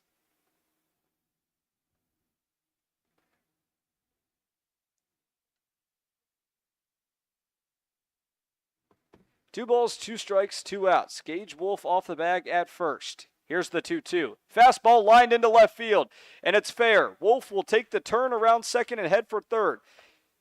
Rounding first and into second with a stand-up double is John Shuey, and both runners move into scoring position, and there's 2 on with 2 away in the top of the 6th. And the cleanup man, Jacob Castleman, who's 0 for 3 tonight, looks for his first hit. It could be a big one to add some insurance for the Blue Caps in the top of the 6th.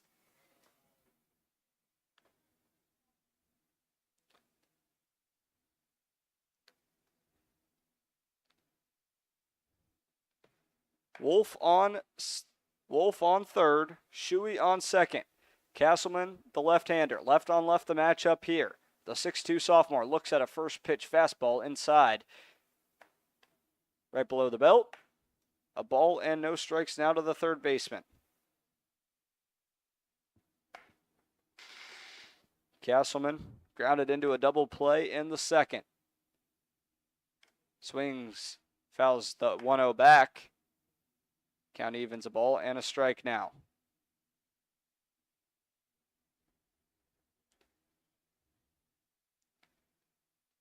One ball, one strike. 2 in scoring position here for the Blue Caps. They lead at 7-6 in the top of the 6th.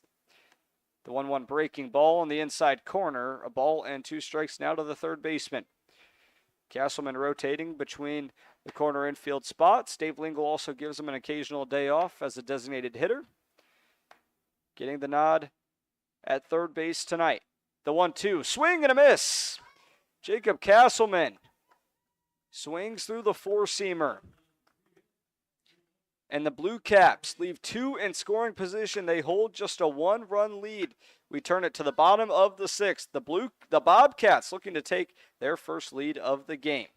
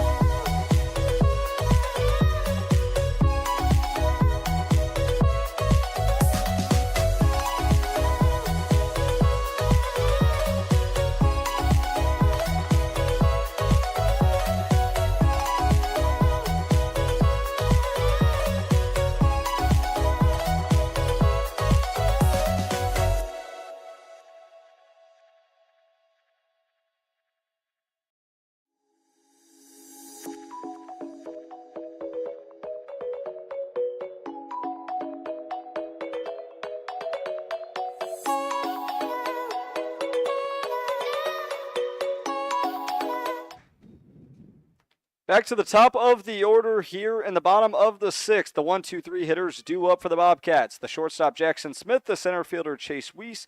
And the backstop, Hayden Stork. The left-hander, Jackson Smith, taps the plate twice, cycles it in front of his chest, and gets things going here in the bottom of the 6th. Austin Malback deals the first pitch. Chopped, 1 hop over to the second baseman, Wolf, who fires in time to the first baseman, Trey Blanchett. 1 pitch is all Austin Malback needs to retire the leadoff man, Jackson Smith, who's now 0 for 3 tonight. Now the center fielder, Chase Weiss, digs in the right side. Bobcats trail at 7-6 in the bottom of the 6th. 2 RBIs tonight for Chase Weiss. He swings at a first pitch fastball back into the screen, 0-1. Now to the right-hander. Malback gets a new ball from home plate umpire Chris Smith. No balls, 1 strike. Fastball popped up over our heads above home plate, slanted down the first base line. Through 2 pitches, the center fielder's behind, 0-2. So Malback just needed 1 pitch to retire Jackson Smith. Pounding the strike zone here early on in the 6th. The 0-2 spikes it in the dirt. Right on cue, a fastball lands about 59 feet from the hill. And a ball and 2 strikes now to Chase Weiss. The 6-foot, 195-pound freshman. Malback firing through the sun. The 1-2 delivery is cut on and missed. The 1-2 slider is chased out of the zone from Chase Weiss. And 2 up, 2 down so far for Austin Malback and the Blue Caps defense, who lead it 7-6.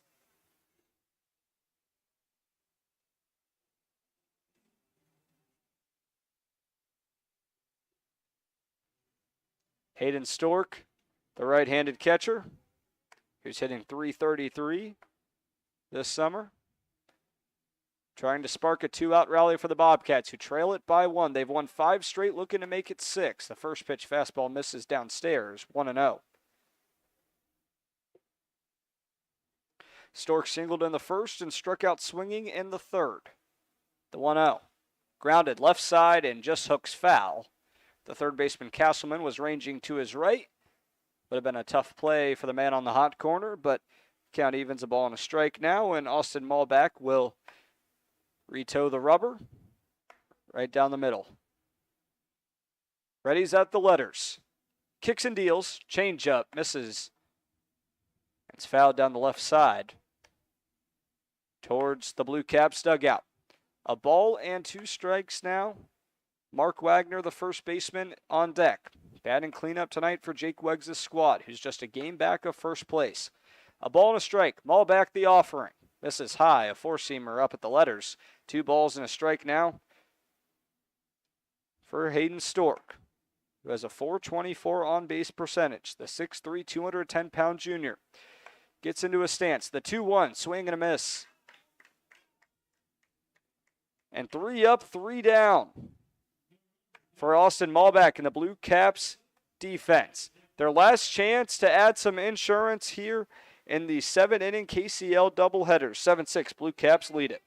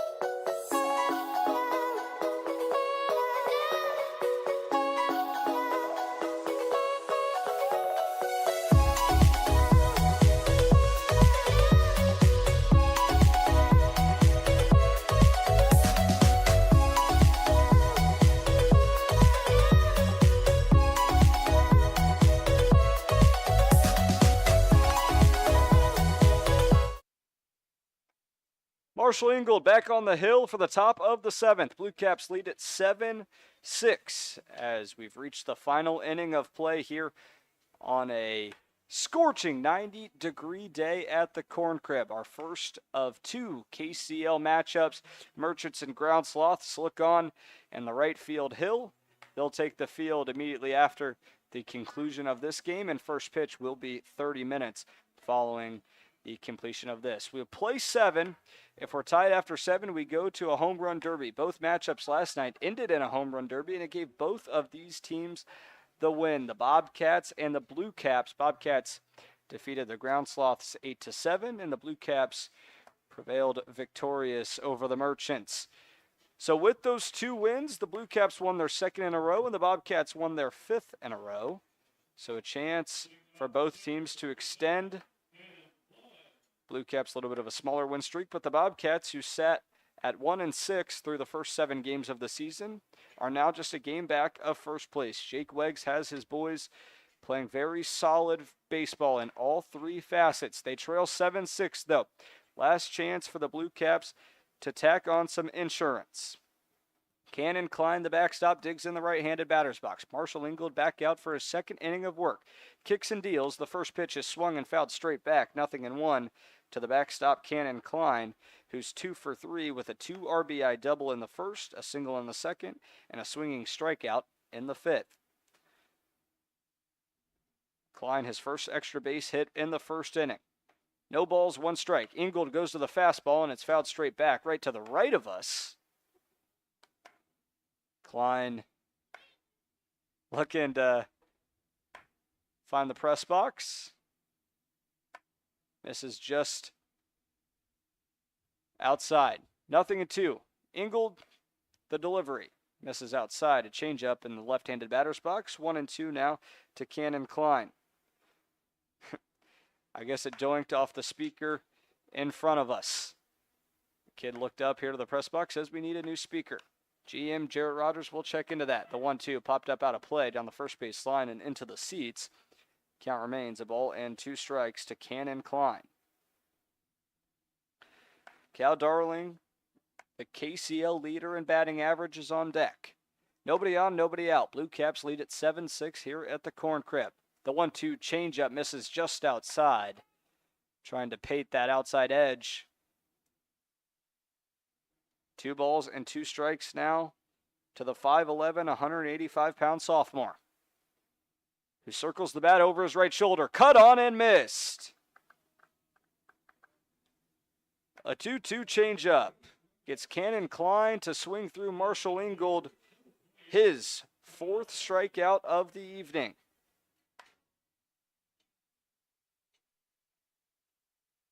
So now we turn it to Cal Darling, who's 1 for 2 with a walk. Hitting .615 this summer. Ingold fighting off the sun. Winds and fires. Misses outside. A ball and no strikes now to the designated hitter. Darling was 0 for 2 with a pair of walks last night. Seeing the ball really well right now, as he has all season. The 1-0 is popped up center field. Smith back on it. Weiss chases in and makes the grab on the run. So the shortstop Smith and the center fielder Chase Weiss converged. Jackson Smith gave it up to the center fielder Chase Weiss, who had a little bit of a better read on it, and there's 2 away in the top of the 7th. Last chance for the Blue Caps to add some insurance, looking to shut the door and pick up their 3rd straight win. They got out to a 7-0 lead. They've held on to it ever since. The Bobcats with 6 straight. First pitch is a 4-seam that's cut on and missed by Jake Morrell, who has struck out his last 2 times to the plate. So Bobcats scored 3 in the first. And the 0-1 changeup misses outside. A ball and a strike now. Scored 3 in the first, 2 in the 4th, 1 in the 5th. That's how we got to our score of 7-6. Blue Caps sent 11 to the plate in the top of the first. The 1-1. Fastball misses.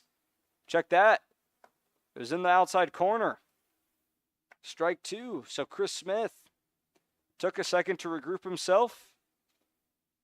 Calls it on that outside edge. The 1-2 grounded foul down the left side to the left of manager Dave Lingle, who occupies the third base coach's box. 1 ball, 2 strikes. Ingold readies at the belt. Winds and fires, and it's through the legs of the backstop Hayden Stork, and the count evens 2 balls and 2 strikes. Trey Blanchett, who's 0 for 3, is on deck. Jake Morrell looking to keep this inning alive. Taps the plate twice, props the bat over his left shoulder. Towards the back of the batter's box. Here's the 2-2. And it spikes in the dirt. The count reaches full. Morrell, who walked in the first and has struck out in the third and the fifth. Trying to keep this seventh inning alive. Here's the payoff. Swing and a miss. Marshall Ingold, terrific work out of the pen for the Bobcats. We'll see if that's the jolt they needed. We turn it to the bottom of the seventh. The Bobcats trail it by 1. You're listening to Colonel's Collegiate League Baseball on the exclusive home of the KCL.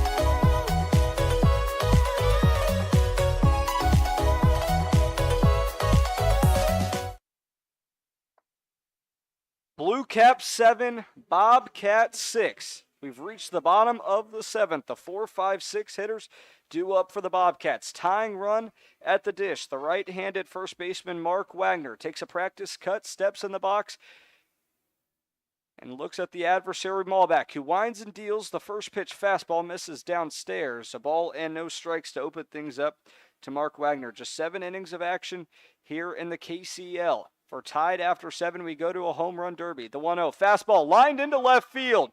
Towards the left corner. Morrell's back on it. He misreads it. It's over to the relay man, Shuey, and a sliding leadoff double for Mark Wagner. And the Bobcats have the tying run in scoring position. Morrell misread the bounce off the wall. And Mark Wagner will be pinch ran for. In comes Caleb Hackman, who will run from second. And now a base hit from Ryan Quinlan could tie things up here in the bottom of the seventh. Right on left the matchup. The lefty Quinlan in the box. The first pitch. Swing and a pop fly. Right side of the infield. The second baseman Wolf is under it.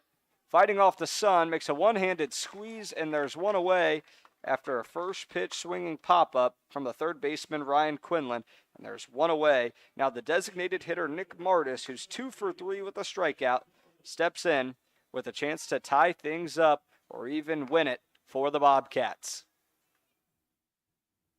Taps the plate a trio of times, cycles in front of his chest, props it over the right shoulder. Looks at a first pitch fastball. Misses just downstairs. Austin Malbec thought it was strike 1. But to the contrary, says Chris Smith. And there's a ball and a strike now to the designated hitter Nick Martis. Caleb Hackman off the bag at second. And Malbec goes back to him. And it's into center field. Gage Wolf slipped. Jake Weggs gives Caleb Hackman the stop sign at third. And the tying run is 90 feet away. Gage Wolf went to field it from Malbec, and he slipped on the turf, and it went into right center field. A ball and no strikes, 1 out. Infield is playing in now. Toes on the grass. The 1-0 misses high. 2 balls and a strike now to Nick Martis, who singled in the first, singled in the fourth, and struck out swinging in the fifth. Will Strell on deck, the 2-0. Swing and popped up, right side foul territory. Klein and Blanchette converge on it. Blanchette reads it, and he dives to the seat of his pants and misreads it. Could have been out number 2, but it's strike number 1. Nick Martis takes a deep, deep sigh of relief. He stays alive for another pitch. Caleb Hackman pinch ran for Mark Wagner, who led things off in the bottom of the 7th with a lead-off double. 7-6. Blue Caps lead it. Infield playing in. The 2-1. Breaking ball spikes in the dirt. 3 balls and a strike now. A nice take there from Nick Martis. Pressure on the shoulders of the 6'1", 210-pound freshman. Was 0 for 3 with a strikeout last night. Seeing the ball better today. He's got a pair of base knocks. Here's the 3-1. On the outside corner, strike 2. The count reaches the maximum. Full count, tying run on third. Martis batting 118. A chance to be the hero. The payoff pitch, cut on and miss. Austin Malback with the primal scream off the hill. There's 2 away in the bottom of the 7th. Now Will Strell, the left-handed second baseman. Now his chance to be the hero. Defense plays back now. Heels on the grass. First pitch breaking ball misses outside. A ball and no strikes. Gage Wolf is back on the outfield grass. Rest of the infield playing straight up. The 1-0. Swing and popped foul towards the first base line. A ball and a strike now to Will Strell, who coming into tonight was 0 for 5. He singled in the 4th to finally capture that ever-elusive first hit. The 1-1, he takes ball 2, a fastball up at the letters. And Will Strell with a slight hitter's advantage here on the bottom of the 7th. 7-6, Blue Caps lead it. The tying run 90 feet away. The 2-1, breaking ball popped foul. It'll reach the seats down the third base line, and the count levels 2 balls and 2 strikes from Austin Malback. Malback looking to shut the door. The Blue Caps got out to a 7-0 lead in the top of the first. Bobcats have responded with 6 unanswered. They're down to their final strike. They've won 5 in a row. Malback ready's above the belt, and Will Strell calls time. Takes a deep breath, takes a practice cut, and now steps in the left-handed batter's box. Caleb Hackman over on third. Manager Jake Weggs in the third base batter's box. The 2-2 misses high above the letters. 3 balls and 2 strikes. The second consecutive full count here from the right-hander Austin Malback. Jake Weggs hoping to pick up his squad's 6th straight win. He needs Will Strell to stay alive here. Full count, runner on third. 2 outs. The payoff pitch from Malback. Is it on the outside corner? No, it misses, says home plate umpire Chris Smith. And Will Strell looks at ball 4. And now there's runners on the corners. And the winning run is aboard. And Will Strell will be pinch ran for. Now the shortstop and second baseman Alec McGinnis will occupy first base. And Dave Lingle will take a strut out of the third base bullpen.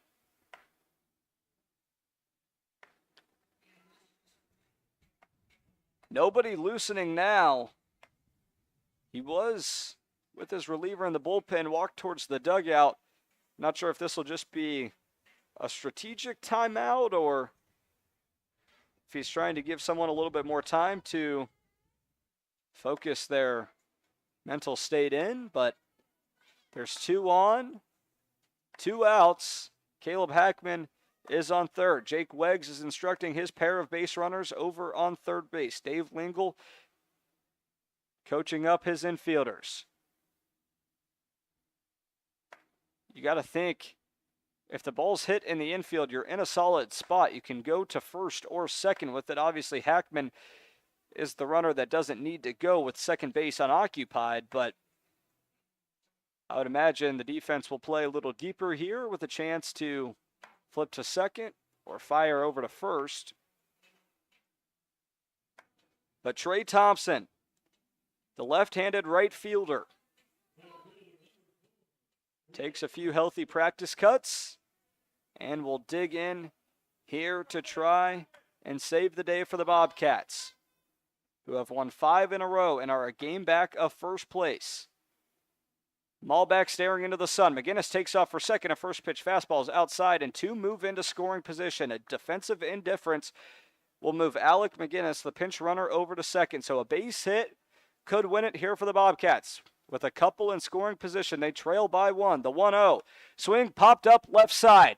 Curling into foul territory. The left fielder Morrell gives chase, and it'll be out of play.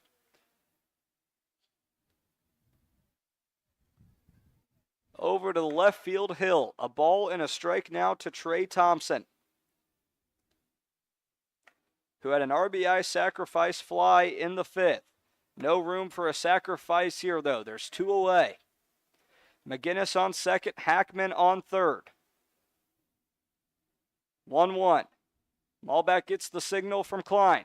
The 1-1 delivery, grounded, right side, gloved by Blanchett. He'll take it to the bag himself, and the Blue Caps have won 3 in a row and escape with a 7-6 victory. What a game and what a finish. Down to the wire we went, and the Bobcats' 5-game victory streak is snapped at the hands of the Blue Caps, and Austin Malback shuts the door. A fantastic outing from the right-handed reliever, and the Blue Caps are now tied for first place with the Merchants, with a chance to move into sole possession if the Ground Sloths can get it done. But that'll do it for our coverage from Game 1 here between the Bobcats and the Blue Caps. Adam Hipsky here thanking you for joining us on this ride. Take a deep breath. You've got 30 minutes. Griffin Leonard will take you through the latter half of our Colonels Collegiate League doubleheader. So kick your feet up, enjoy the next 30 minutes, and hope you get another 7 innings of as good of action as what we just had. But that'll do it. Tune in tomorrow, Prospect League TV. Belters will take on the Burlington Bees for the first time this season. You can find us on Prospect League TV. So for Adam Hipsky and the rest of our Corn Belters KCL broadcasting crew, saying so long. Thank you for joining us here on Game 1. Your final, Blue Caps 7, Bobcats 6.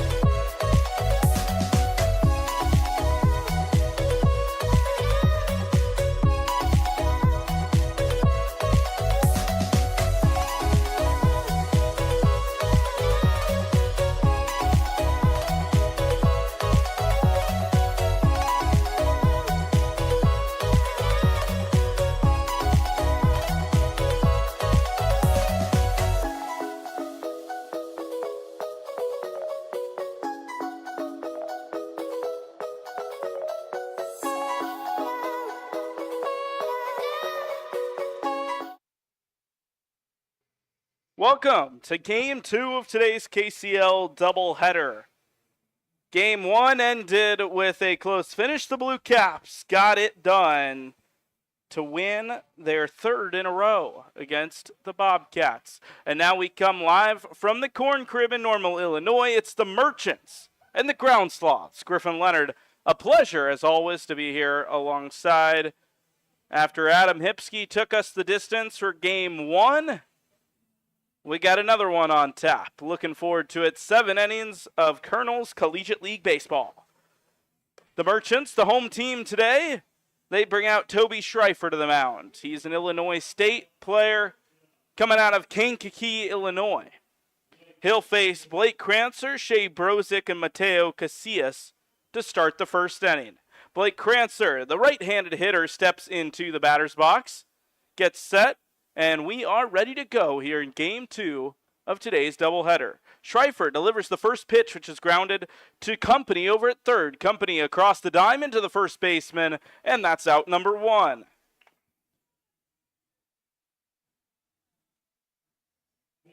Clearly, Schreifer trying to work quickly here in inning number 1. That's a 1 quick out. And Shea Brozick will come up next to the plate.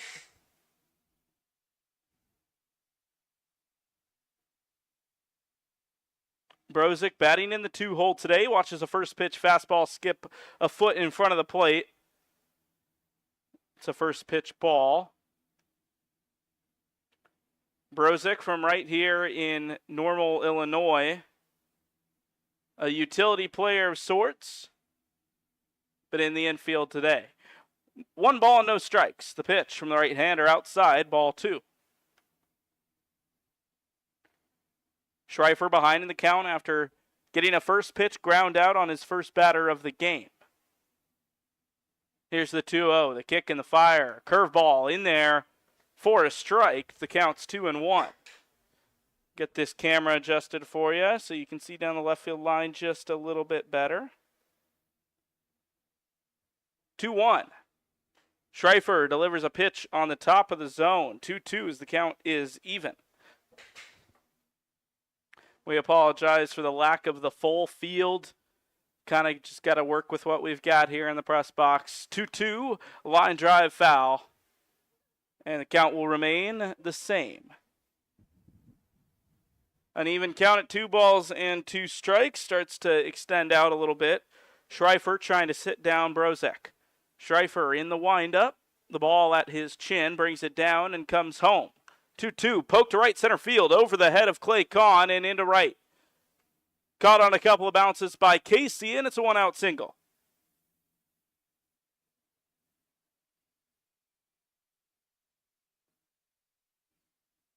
So a man on for the Ground Sloths.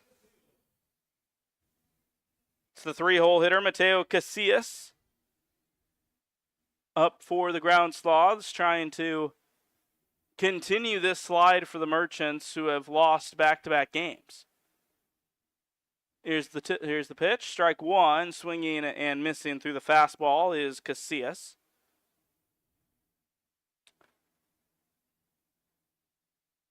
A short lead over at first base by Brozick. He's held on by Mason Nauman.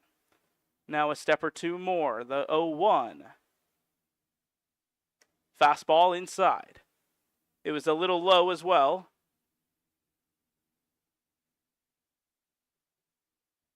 And the count is even at 1. 1 ball, 1 strike, and 1 away here in the top half of the first. 1-1 is fouled away to the screen. Quickly, 2 strikes to the 3-hole hitter.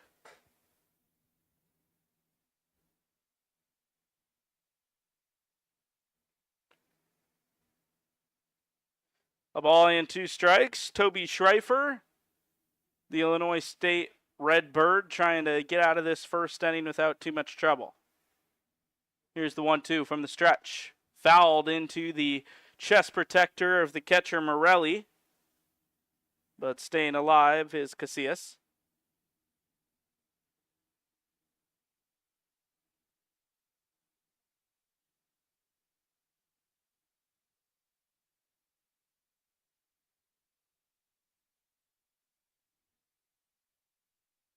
A ball and 2 strikes. Pitch to the lefty, up and out, 2-2. As we've seen from this Merchants defense with a left-handed hitter in the box, the shortstop remains in double play depth, but the second baseman comes a couple steps to his left toward right field to try to account for the pull. So the 2-2's popped into shallow right center. Converging is Casey. It'll drop between the outfielders. Back-to-back singles as Brozick moves up to second, and Casillas has himself a 1-out single. So 2 on now and 1 away. The ground sloths trying to get to work early.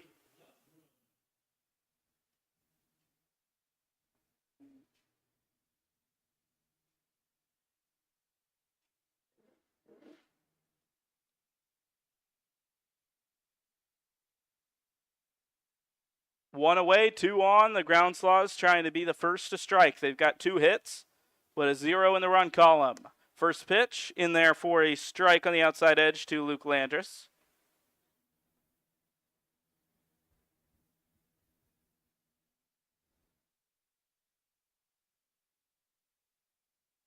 Luke Landris, the designated hitter today, but primarily a catcher.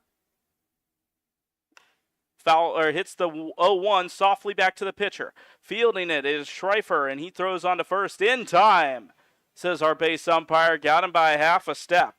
Moves the runners up, but 2 down. The soft ground out. It was almost a swinging bunt, but just enough time for the starting pitcher to make the play. So Brozick on third, Casillas on second, and Carter Selk will bat with 2 away. 0-0. The Merchants trying to get out of a jam.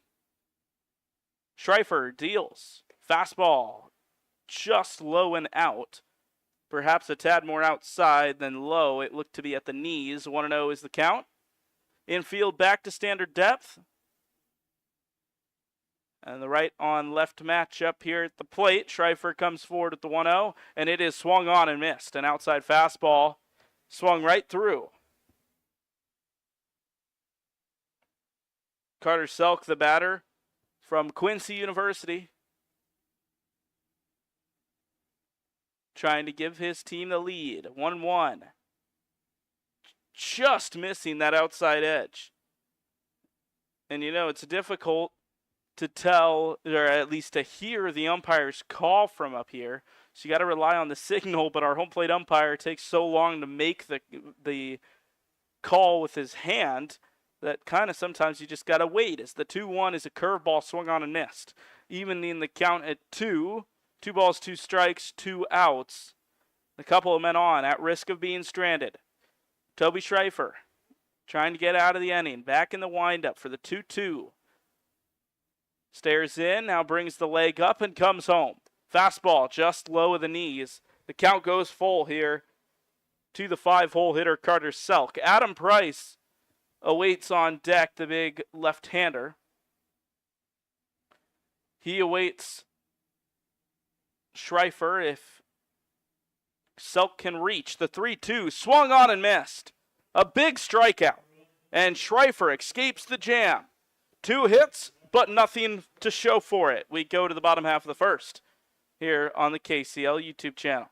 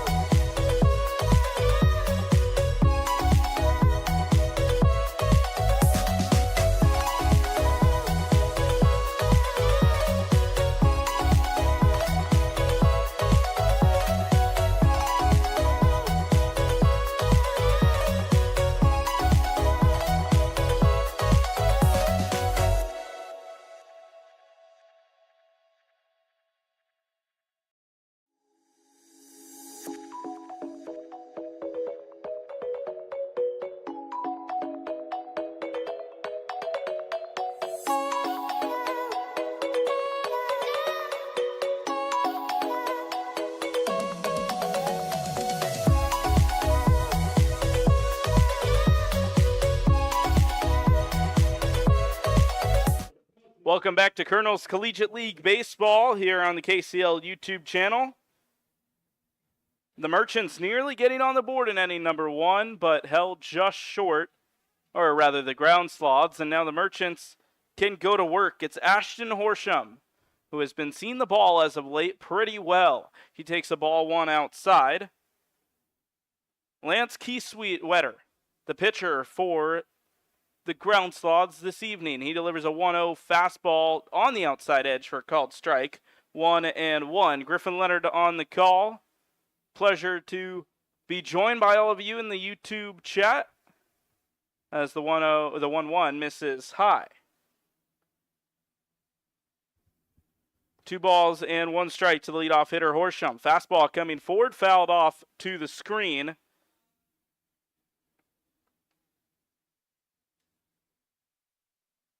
We've got more Colonel's Collegiate League action for you on Saturday and Sunday. 4 o'clock start on Saturday between the Merchants and the Bobcats before the ground sloths take on the Blue Caps as the 2-2 is missed high. Same thing, doubleheader on Sunday. That one starts at 3 p.m. Big matchup between the Merchants and the Blue Caps, who went to a home run derby last night. And then the Bobcats take on the ground sloths. 3-2, line drive up the middle base hit. Horsham will round first, and he's got a leadoff single as Jimmy Anderson gets the ball back in for the ground sloths. Horsham continues to hit the ball hard.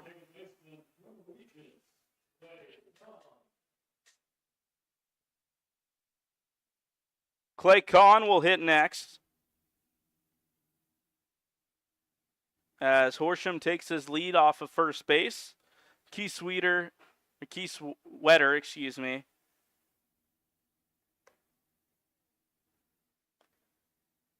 delivers home. 1-0 is the count.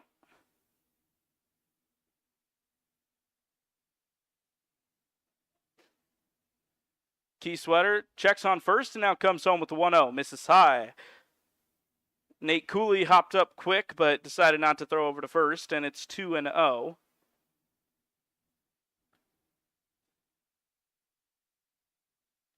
Two balls, no strikes. Horsham on first. Here's the fastball taken just low.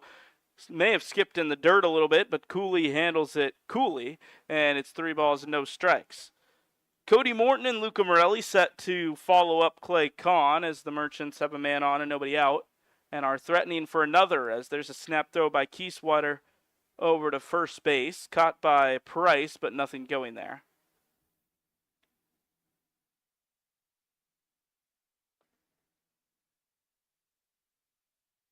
Three and 0.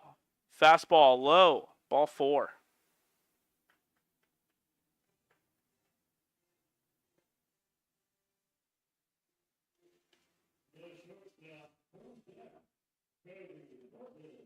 So 2 quickly on.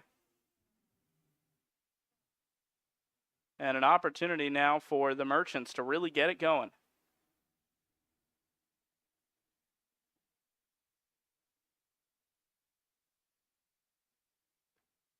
Keysweeter checks on second, staring him down. Horsham taking an ever so growing lead at second base. Now coming home is the pitcher. Spikes it, and it will head to the backstop. Runners will advance. Horsham with an aggressive lead around third. Sliding to make the stop is the third baseman.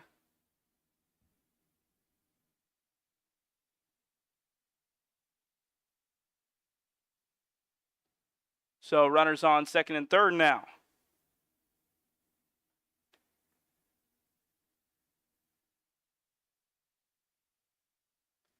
Runners on second and third, no one out, 1-0 count. And here's the pitch.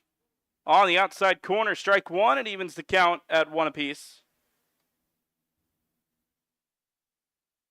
It's Cody Morton in the box, the 3-hole hitter for the Merchants. Morton from Jasper, Indiana. 1-1, just outside. Batter takes the advantage once again. Morton playing his collegiate ball at Danville Community College, right on the Illinois-Indiana border. The 2-1 in the dirt. Keysweeter, has really struggled for control so far in this game, and now at risk of walking the bases loaded. 3-1. Key Sweater trying to find some confidence, delivers the 3-1 that is in there. It was a slider that ended up middle, but Morton let it go, and the count is full. 3 balls and 2 strikes. Here's the pitch. In the dirt. To the backstop it goes. Horsham will score with ease. And it's a run-scoring walk. Morton heads on to first.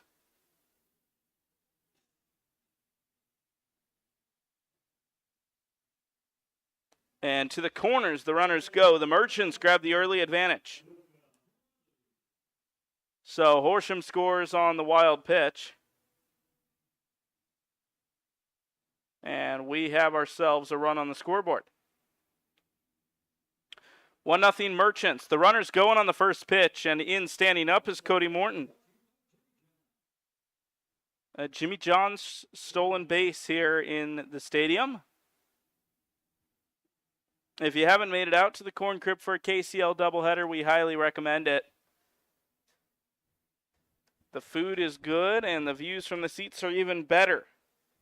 As the 1-0 misses high, 2 balls, no strikes. Key Sweater still looking for his first out of the game. Luca Morelli digs in. Watches the 2-0 dive down a little inside. There's that sinker ball that just missed the plate, and the count is 3-0.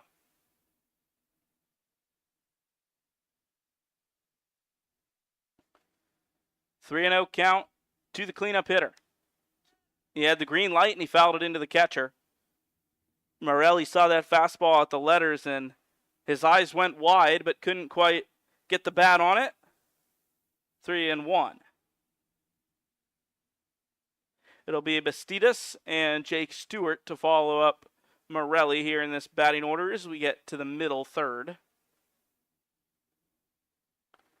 3 balls and 1 strike. Key Sweater stares down his catcher, now delivers a fastball, swung on and missed. And the count is full. So Key Sweater trying to come all the way back from 3-0 down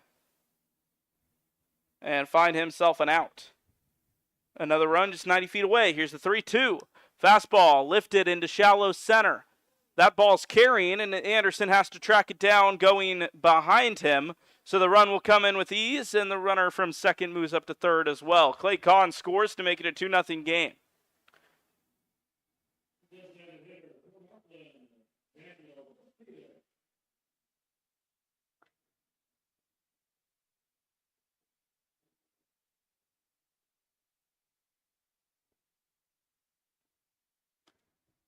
So Cody Morton now stands on third base, and Bastidas comes into the box. It's 2-0, but just 1 hit for the Merchants.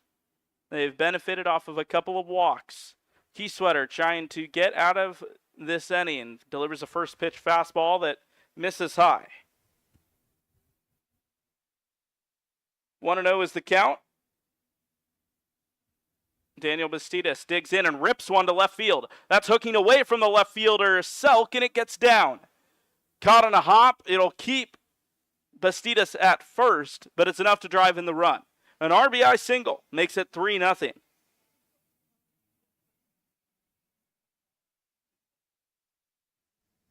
Three to nothing, and now an early mound visit.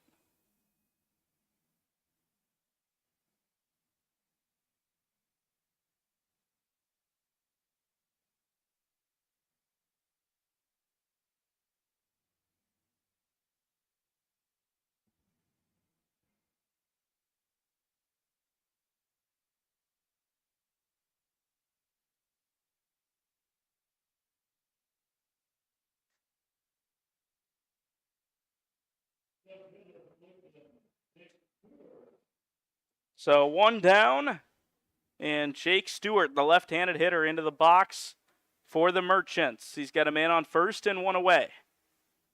First pitch from Key Sweater just misses the strike zone. It was that sinker that just fell short of the knees.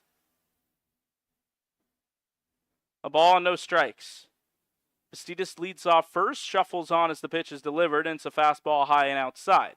2-0 after the mound visit, as Key Sweater continues to struggle to find his zone. And now behind 2-0, here's the pitch. Driven center field. It's hooking into left center, but coming over to claim it is Anderson. He makes the two-handed catch, and there are two away.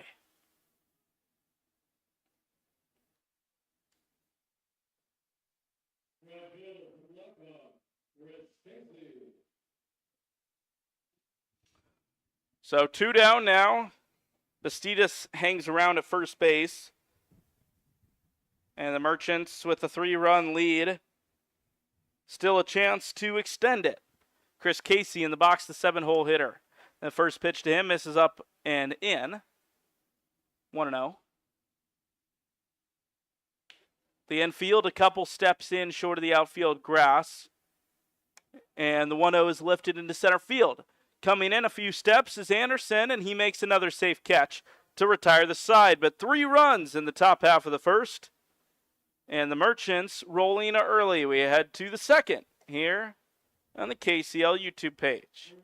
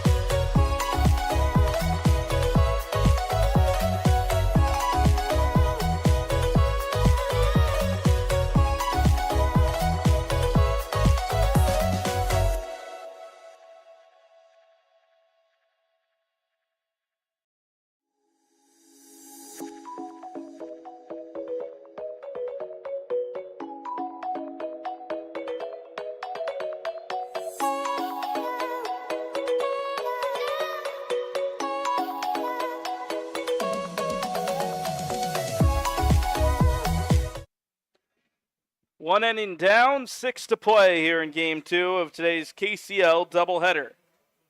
A quick 3 runs up on the board for the Merchants, and it's given Tony Schreifer a little bit of a cushion here in the early going. The ground Sloths bring the 6, 7, 8 hitters to the plate, trying to respond. It all begins with Adam Price. Price at first base today. He watches the first pitch miss just outside. Oh, actually, it's called a strike. It's that late call I was talking about. Tough to call until you give it a couple of beats. 0-1. A swinging strike, 0-2. Adam Price swings right through it, and Schreifer is ahead early. It's Price, Jimmy Anderson, and then Will Applegate, the 6, 7, 8 hitters for the ground Sloths. Hitting out of the third base dugout today is the road team. Here's the 0-2. Got him. Fastball outside edge. Price froze in the batter's box for a second. Perhaps not very happy with the call, but he goes down looking on 3 pitches. It's a quick out for Toby Schreifer, and he's got to be pleased.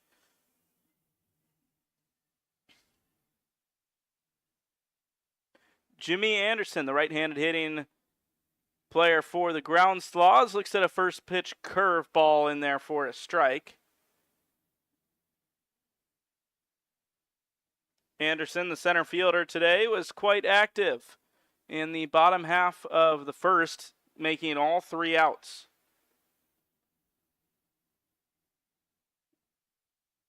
The 0-1 is outside, and now the count's even. Here's the 1-1.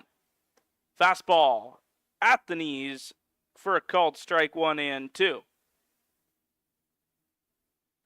We've had a signal from the umpire to get the lights turned on here as the sun begins to engulf the corn crib, or rather the sun begins to evade the corn crib and the shade starts to take over as the 1-2's foul back on a couple of hops back to the screen. Will Applegate, the on-deck batter, retrieves it and gets out of the way as back into the windup goes Schreifer. 1-2, fastball just low, makes the count 2-2. It's all even here.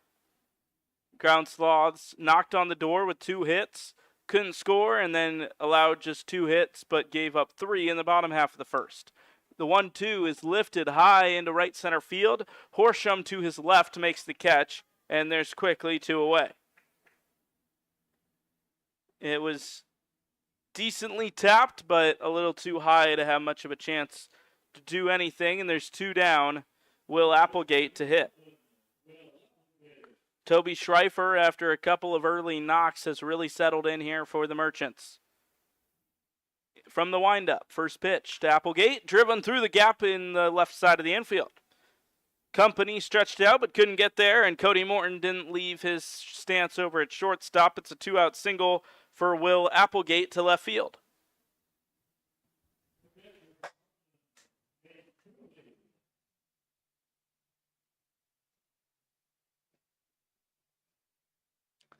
Nate Cooley, the catcher, now to bat for the Ground Sloths. Started the season hovering around that cleanup spot, and now they have him in the 9 hole as a second leadoff type of hitter, and he has 1 on and 2 outs to work with. Cooley watches the slider miss outside to begin his at-bat. Applegate's on first. If Cooley can reach, it'll be the top of the order with Crancer and company. And here's the 1-0.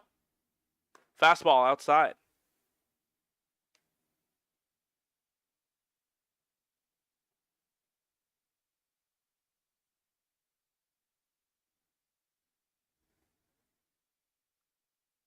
The 1-0 is a pickoff over to first base. Applegate sliding back in there safely.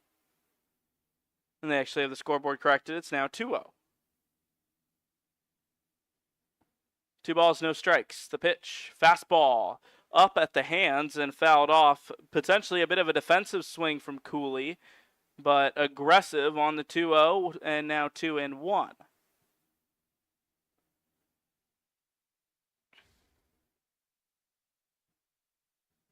The 9-hitter, Nate Cooley, back in the box. A fresh ball, and the 2-1 is another slider missing outside. Hitters count for the 9-hole hitter.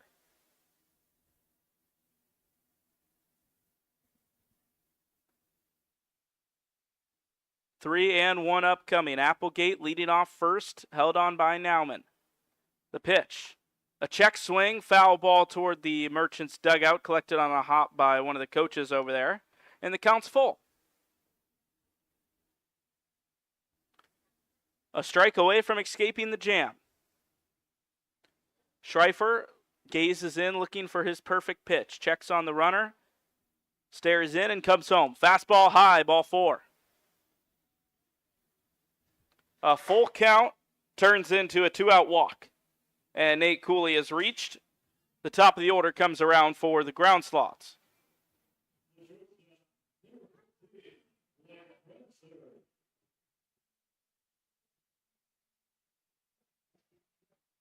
So 2 on, 2 away. The Ground Sloths chasing down the Merchants. The tying run is at the plate in break Crancer. Crancer watches the first pitch fastball, blaze high. A ball and no strikes. Back-to-back innings for the starting pitcher, Toby Schreifer, where he's had a couple of men reach. Got out of the first without a run against. Can he do it once again? The outfield at a little bit of a shallower distance to avoid a runner coming home. The 1-0's grounded to third, fielded by Company, and he taps his bag. The Merchants once again escape the jam, and we go to the bottom half of the second. 3-0 the score here from the Corn Crib.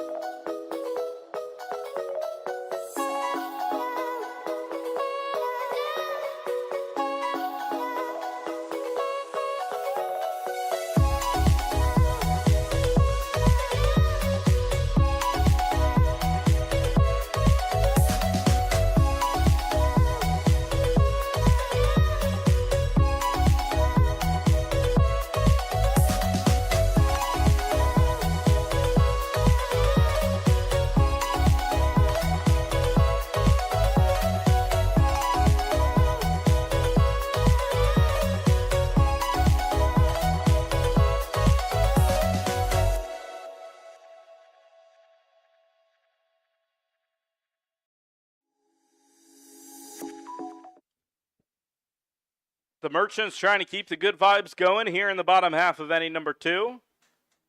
Up 3-0 over the Ground Sloths. Lance Wetter, finds the strike zone for his first pitch of the inning. He faces the 8-9-1 hitters for the Merchants, and the first is Mason Nauman, who watches the 0-1 miss high. It was a curveball that started to break, but didn't really have much of a chance to get all the way back down, and it misses high. A ball and a strike. Out of the windup, Wetter comes home, and the pitch is popped up. Second baseman Brozick into the shallow right field grass and makes the catch for the first out of the inning.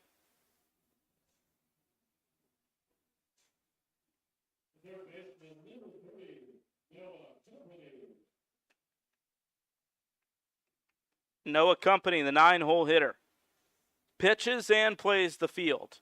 And today, he's slated in the 9-hole. Watches the first pitch, just missed the inside edge, ball 1. After this, it'll loop back around to the top of the order, which had so much success last inning. Horsham, then Clay Kahn, the next two due up, as the 1-0 misses just a tad low. 2 balls and no strikes. The pitch from Wetter in there for a strike. Gets his side of the count off to a start. 2-1. Fastball back up the middle, missed by Wetter. Fielded by the shortstop on the run, but the throw takes Adam Price off the bag. So a 1-out base runner after Noah Company reaches on a throwing error.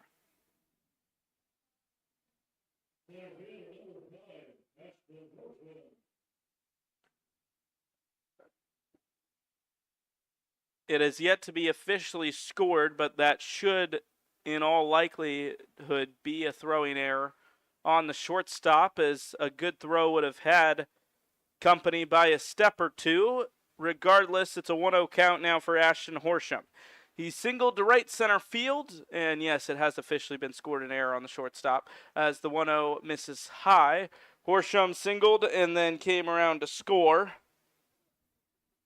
for the Merchants.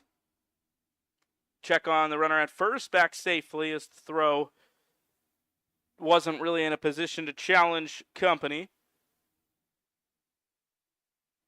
2-0. From the stretch, a high leg kick, and coming home, missing with the fastball, and it skits away from the catcher. Cooley chases, but it allows for Company to move up to second base. So a wild pitch puts the runner in scoring position and makes it 3-0 to the leadoff man, Horsham.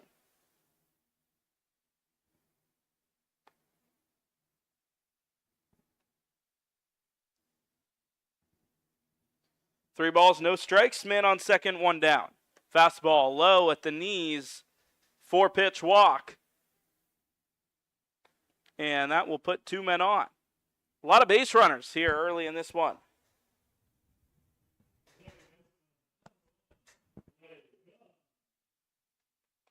Clay Kahn walked his first time, now bats with men on first and second. The infield less shifted over to the right, but still perhaps a step or two. And Adam Price at first base hugging the line. First pitch to Kahn, misses outside, fastball 1-0. The sun beginning to set, so it is cooling down a little bit here at the ballpark. But of course, in the evening, the humidity really starts to rack up. 2-0, and on the first day of summer, certainly becoming a bigger factor. 2-0 misses in. 3-0. Wetter really struggling to find the zone.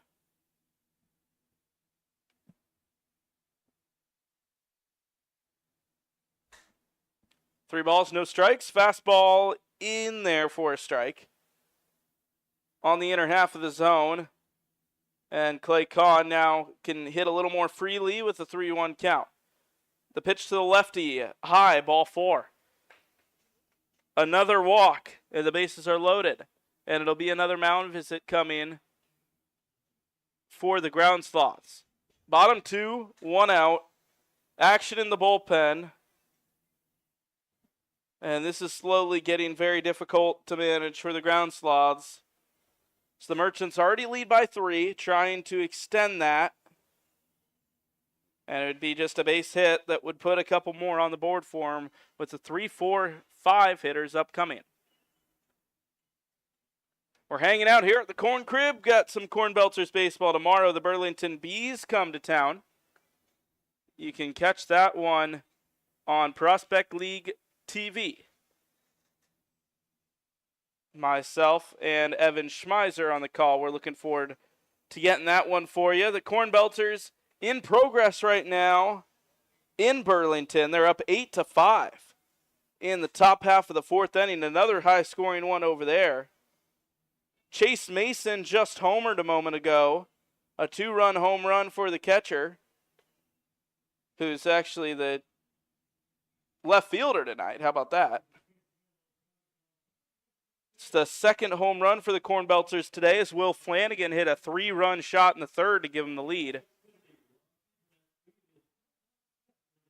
And the Corn Belters, who are currently 8-11, trying to get closer to 500 here as we near the end of the first half of the season.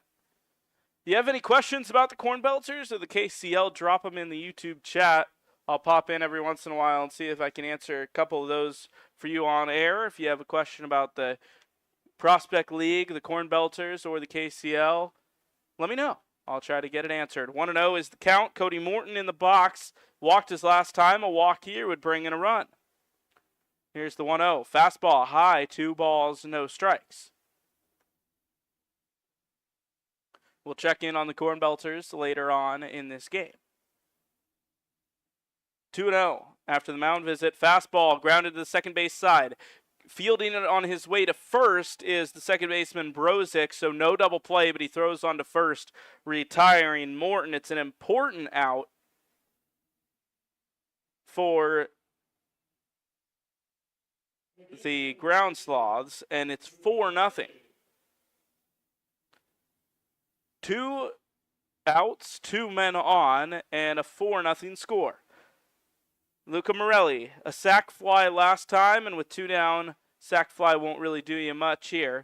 As he flies one into right center field on the first pitch. Tracking it is Anderson and Casillas. Anderson calls him off and makes the play.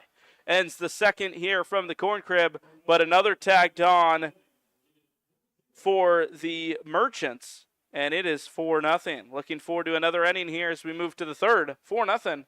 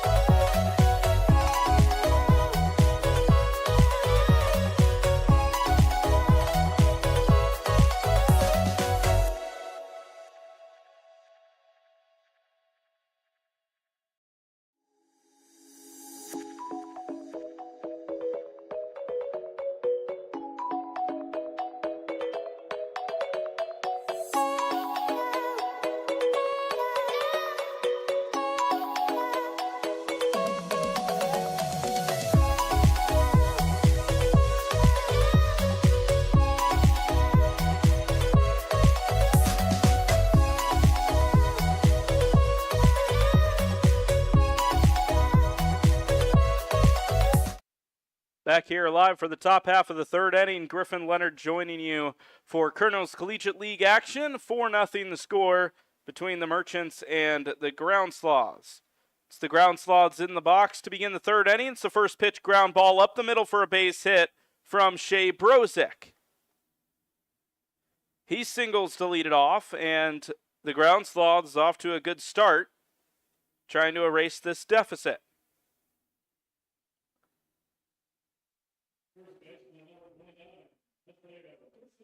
Mateo Casillas, the next to bat, 1-for-1 with a single to right center. His first time up batting in the 3-hole today. He's got a man on first in Brozick and no one out. Schreifer from the stretch delivers the first pitch ball, throw it down to second as Brozick is on the move, and he's in there. A stolen base for the second baseman, Brozick. And the Ground Sloths have got themselves a man in scoring position.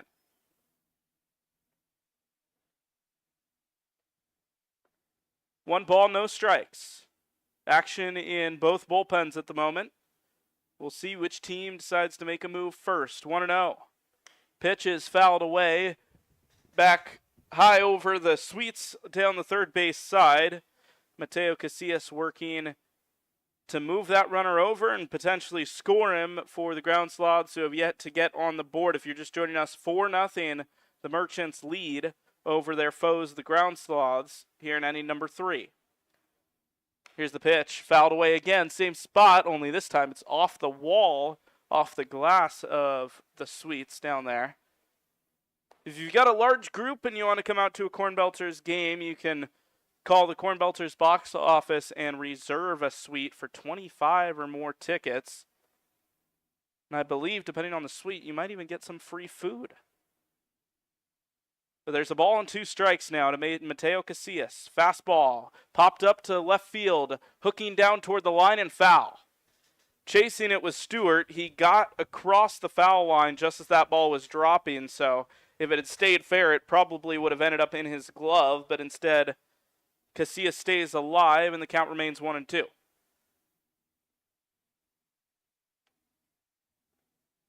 Casillas, the left-handed hitter,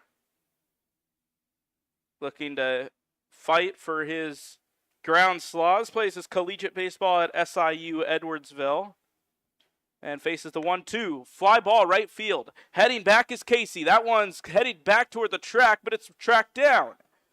Caught for the first out. Brozick goes from second to third, and that is a long first out for the Ground Sloths. That had some pace on it. About 10 feet short of the wall, if that, but a good play by Chris Casey to get over there and keep that one from becoming extra bases. Saves a run for now. 1 out. Luke Blandris watches the first pitch curveball just missed the inside edge. Ball 1. Despite a runner on third and 1 out, the infield stays back. In fact, the second baseman Clay Kahn on the edge of the outfield grass. The 1-0 skipped in the dirt but gloved nicely by Luke Blandris. He didn't catch it cleanly, but he kept it in front of him. 2-0.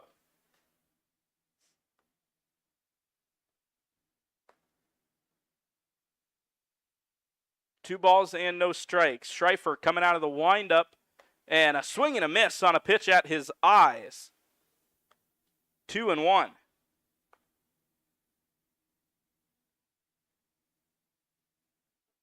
Two balls and 1 strike. Schreifer trying to work back and keep that runner at third base. The 2-1 is in the dirt.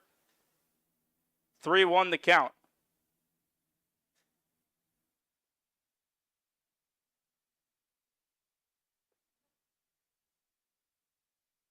Here's the 3-1. Fastball right down the gut. Full count.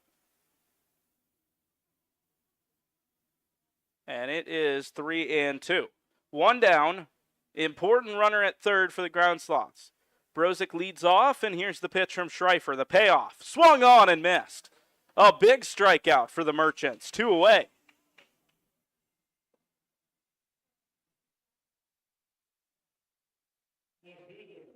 A huge strikeout. Not only does it put another out on the board, but it keeps that runner right where he is. Brozick forced to hold And now Carter Selk will bat, needing a hit to score the runner.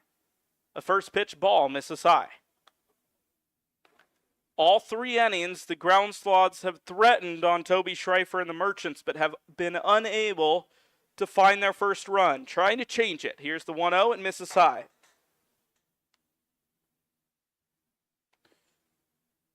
Two balls and no strikes. 2 down. The infield slanted to the right for the left-handed hitter. 2-0 is on the outside edge, but just off the plate. And the count's 3-0.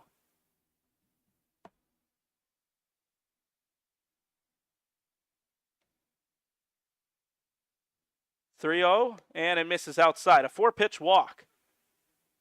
And runners on the corners, it'll force a mound visit.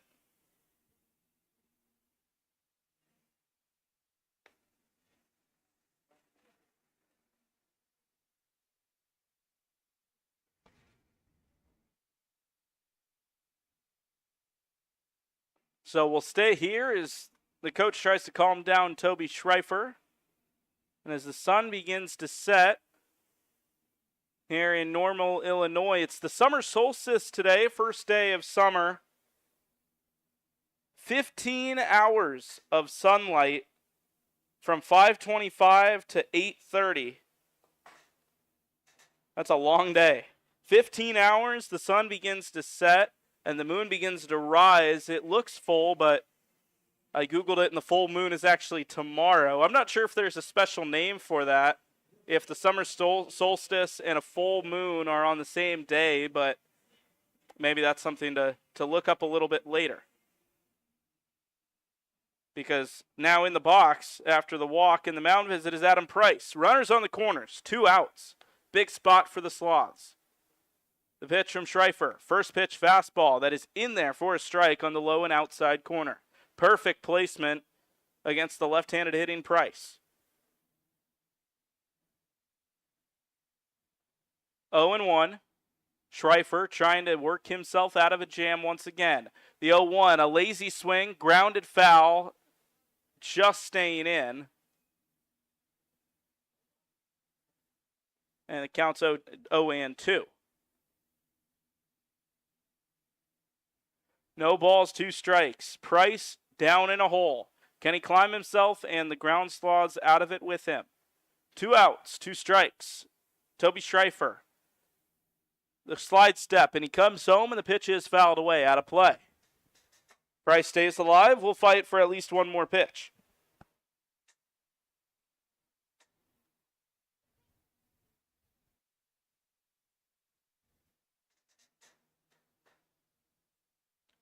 Another 0-2 upcoming from the right-handed pitcher.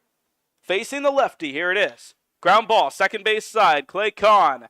Quick throw to first, got out of it. 3 straight jams worked out of by the Merchants. And this game remains 4-0. We head to the bottom half of the third after this, here on the KCL Network.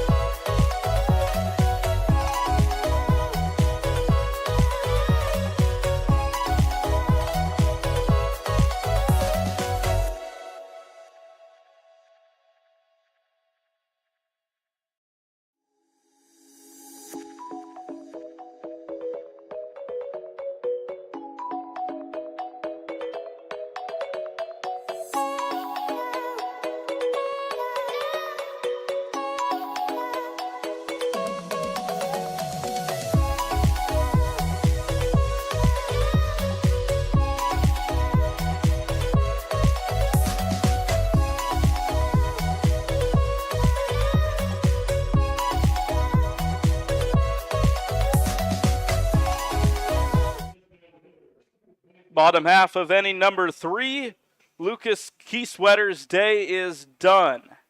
2 innings pitched, 4 runs, and just 2 hits. But a strugglesome day for Kieswetter. He makes way for the new pitcher, Lucas Frank, who will face the 5, 6, 7 hitters. That begins with Bastidas, and the first pitch is on the outside corner for a called strike. Lucas Frank, the right-handed pitcher for the Ground Sloths, plays his college ball at Kankakee Community College, an hour up the road on the way to Chicago. Time called here. Frank digs back into the rubber, and the right-hander comes forward with the 0-1, missing just high. Bastidas will be followed up by Jake Stewart and Chris Casey as the Merchants try to extend their 4-0 lead. The 1-1.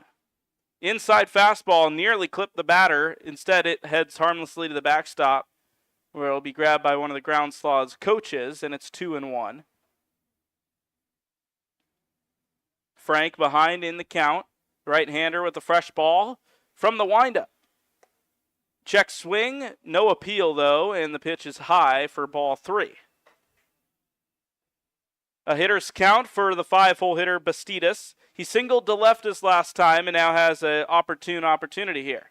3-1, a fastball in there for a strike, right down the heart of the plate, and the count's full. Jake Stewart waiting to relieve him on the on-deck circle, the lefty getting ready to have his second crack of the day, and here's the full count pitch. Swung on and missed. A strikeout to begin the day for Lucas Frank, and there's one down. And that's a big first out to try to build some confidence for Frank. He's out of Gilman, Illinois. Most everyone on this Ground Sloths team is from Illinois. In fact, this entire team, the entire roster is from the state of Illinois. Can't be said for a couple of the other teams in this league, but local products. 1-0 in the dirt. Quickly 2-0, Jake Stewart, the left-handed hitter, flew out to center field his last time up. One of 3 fly balls to get out to Jimmy Anderson in center field thus far this evening. And the 2-0. Just a little high, maybe a smidge out as well, and it's 3 balls and no strikes.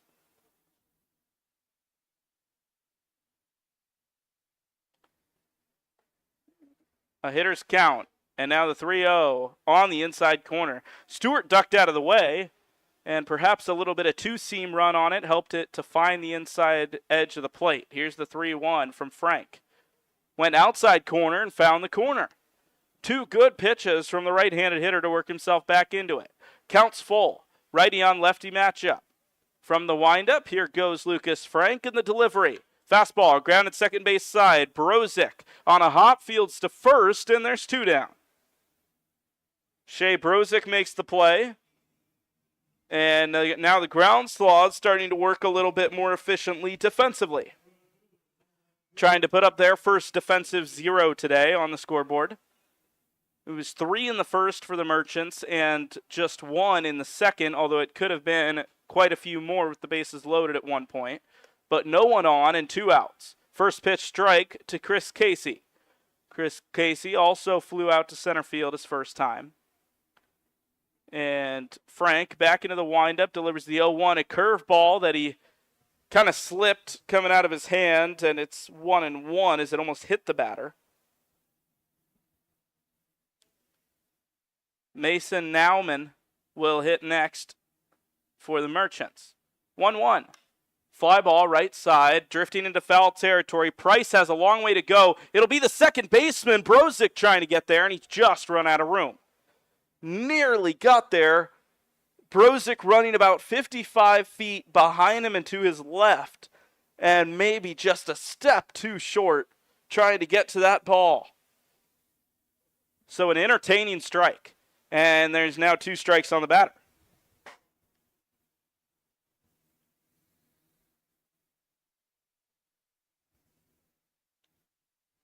One ball and 2 strikes.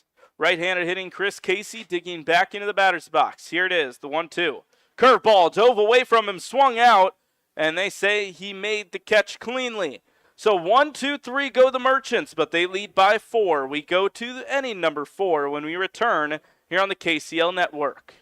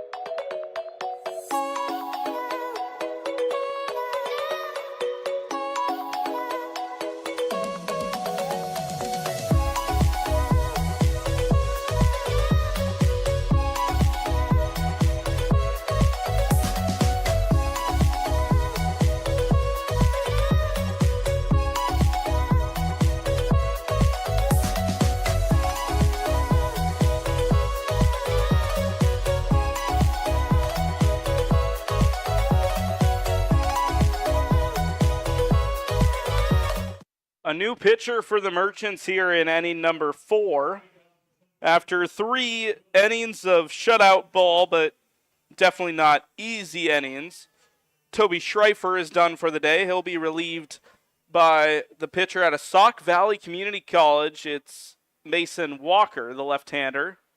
He digs in to face Jimmy Anderson and throws a first pitch strike as Anderson went around with the check swing. Anderson, the 7-hole hitter, will be followed up by the bottom of the order, Will Applegate and Nate Cooley. 0-1 from the lefty, another fastball lined into the dugout. A lot of hands go to cover heads with the lack of screen over there, but I believe everyone got out of the way. 0-2.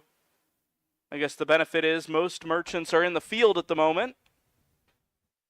0-2. Pitch to the backstop, 1-2.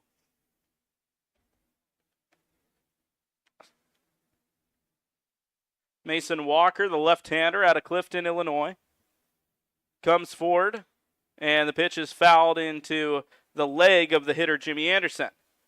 Sauk Valley Community College is out in the middle of nowhere, a little town called Dixon, Illinois, north of Interstate 88, about an hour and a half west of Chicago. And the 1-2 misses outside. I had to zoom out on Google Maps just to figure out where in the world I was, as the 2-2 is in there for a strike. Going down looking is Jimmy Anderson.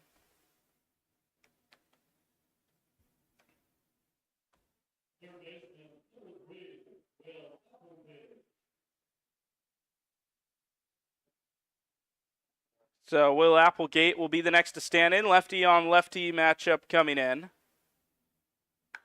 And the first pitch is grounded into right field. That'll be a base hit. 2 for 2 with a couple of singles as Will Applegate. He's seeing the ball really well today. And he's on with one away.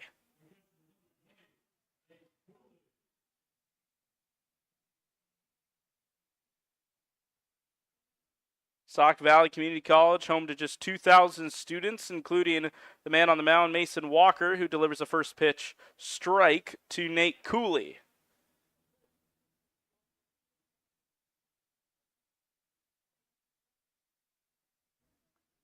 Oh and 1. The 9-hole hitter, Cooley, trying to start a rally, and he flares one to right center field. That's down for a base hit. Applegate with a hard turnaround second. He's going to third. Here comes the throw in time is the slide from Applegate. And moving to second is Nate Cooley. So a one-out single moves the runner over, and then the throw to second allows for Cooley to advance. 1 out, 2 on. I feel like I've said that a couple of times for the Ground Sloths, but they haven't quite been able to take advantage. Is this finally the time of the new face on the mound? Top of the order. It's Blake Crancer. He takes the first pitch low for ball 1.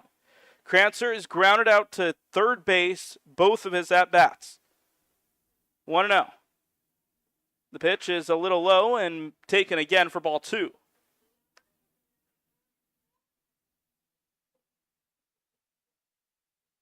Quick hitters count for the leadoff man. And the 2-0 is taken just outside for ball 3. Crancer, another one of the guys from right here in Normal, Illinois. Right at the junction of 55 and 74. And here's the 3-0. And that one is in there for a strike at the knees.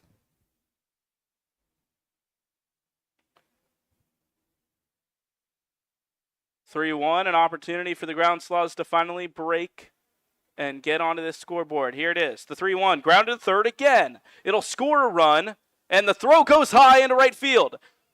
Crancer will reach, and they're going to try to score a second.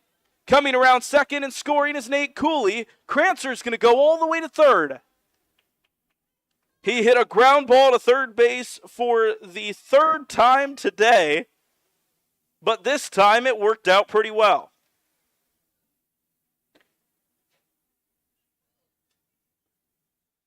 It was a high throw from the third baseman. And Noah Company will be charged with the error that brought in 2 runs. One was already going to come in, but a second run because of the throw that sailed all the way to the bullpen. 4-2, and now a hard line drive to center field. That's down for a hit, and Crancer will score. Quite the turn of events that was caused by that error, as the single to center makes it 4-3. The third hit of the day for Shea Brozick.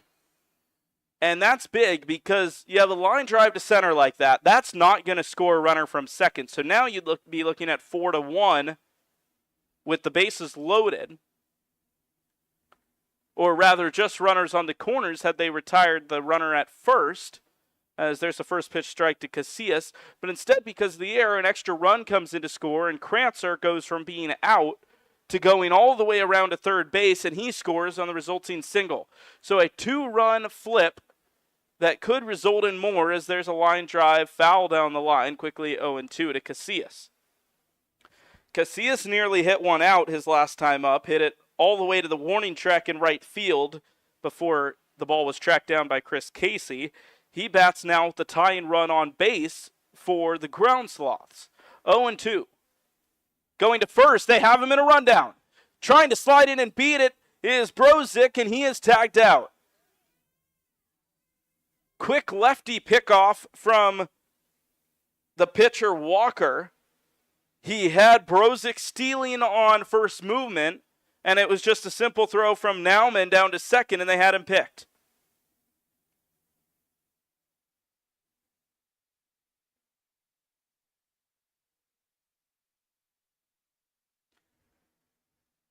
And now a ball, 1-2. So after all of that, the bases are now empty, but 3 runs on the scoreboard for the Ground Sloths, who have had quite the productive inning. 1-2. Off the outside edge, ball 2.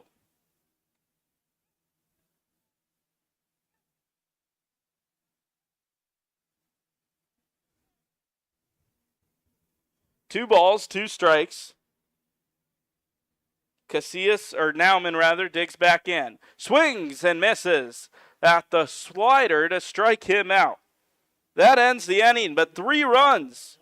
The Ground Sloths get a few back, and we've got a ball game. The Merchants trying to add on to their 1-run lead when we return here on the KCL YouTube channel.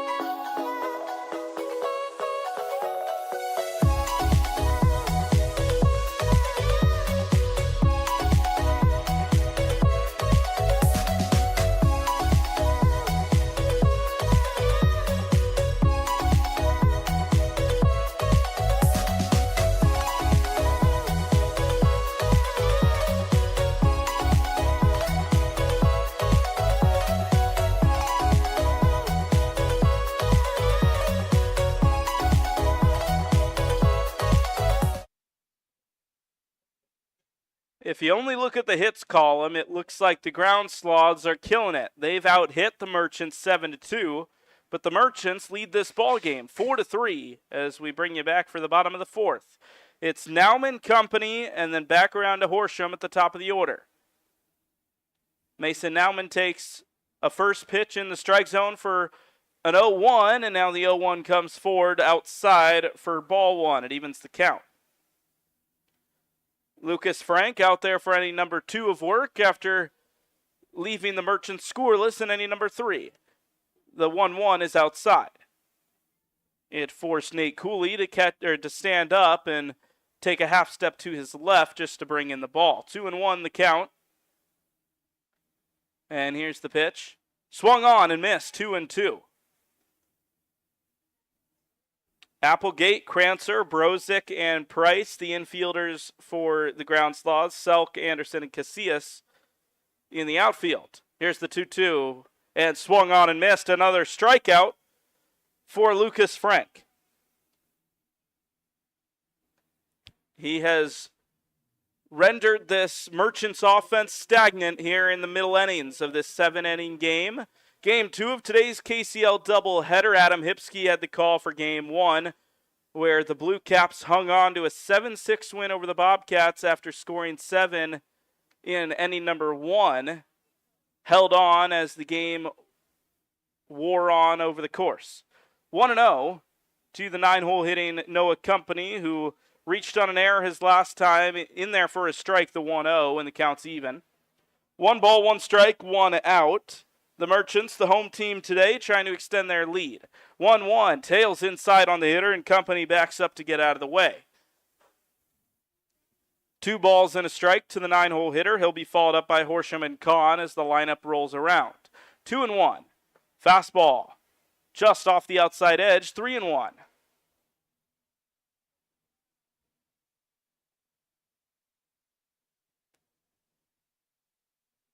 Last time, Company reached on an error by the shortstop Crancer. It was a throwing error, and now the 3-1 is low, and he reaches via a walk. A 1-out walk out of the stat line of Lucas Frank. And there's a base runner with 1 away here in the bottom half of the 4th. It's the Merchants trying to maybe knock on the door. They've scored 4 runs off of 2 hits, as I mentioned, but it's been enough for the lead to this point. And here's the top of the order. Horsham takes ball 1 high and tight. He's got company leading off of first base, held on by Adam Price. Snap throw to first, diving back well ahead of the throw is company, who had a short lead.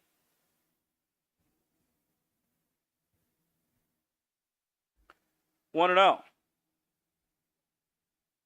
Coming home is the pitcher, who deals the sinker ball that is just low. 2-0.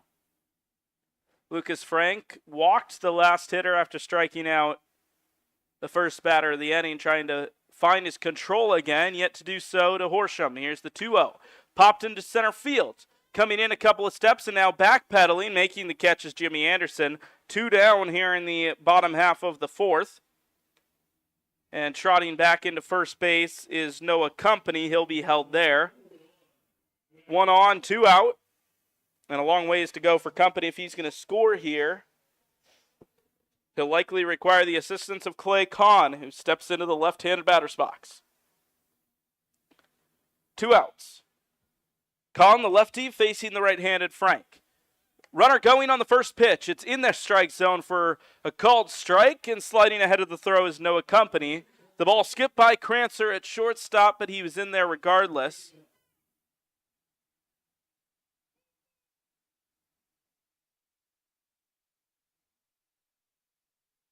And I believe they threw up an error up onto the scoreboard, but it looked like he was there regardless of the throw, so I'm curious as to whether or not that will get removed, as that pitch is grounded foul. 2 strikes to the hitter now, Clay Kahn. Quickly down 0-2. Company in scoring position. If Kahn can get into the outfield, this may become 5-3. The pitch. Up high. A few inches above the letters, and it's 1-2.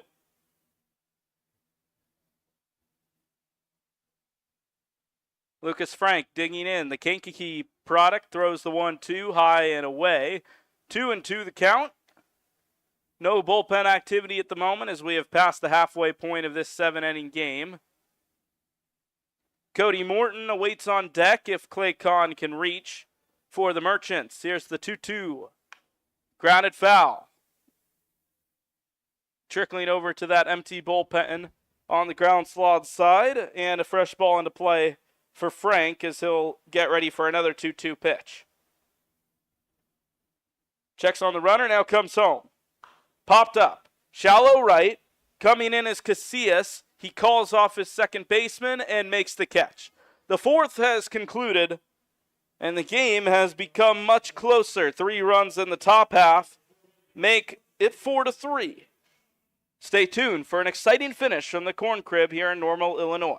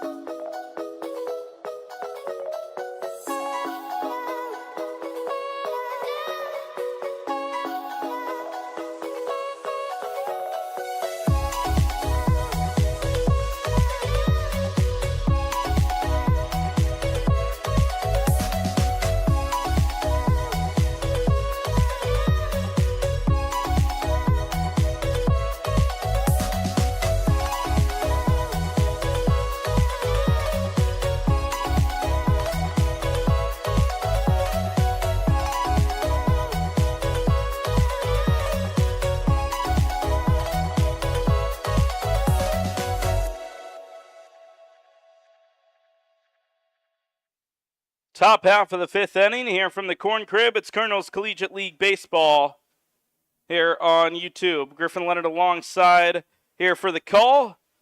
We'd like to thank you for joining us, taking some time into your evening wherever you may be. As we get going for the 5th, it's Luke Landris, the designated hitter. In the box, he takes a strike on the outside edge. The count quickly goes 0-2.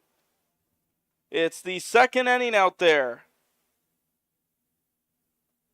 for the relief pitcher for the Merchants. He rings up Landris on 3 pitches.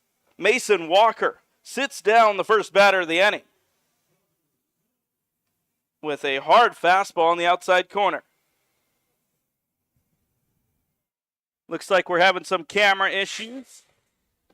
So, just a moment while I work on that. You know, the thing about a solo booth is there's a strike swinging to Carter Selk. Selk, the lefty in the box.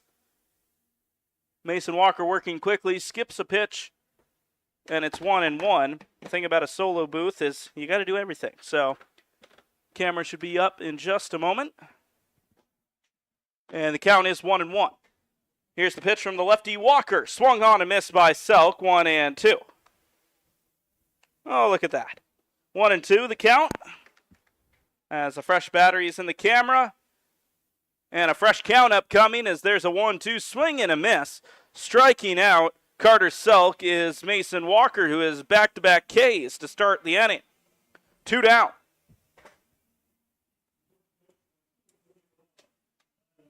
The ground Sloths carved their way out of a deficit to bring it to 1, but they're not all the way back. They got to keep the offense up, and that is a ground ball right back to the pitcher. Walker, the underarm toss to his first baseman, and the inning is over as quick as it started. 2 strikeouts and a ground out. We'll be back in a minute and a half for the bottom half of the 5th.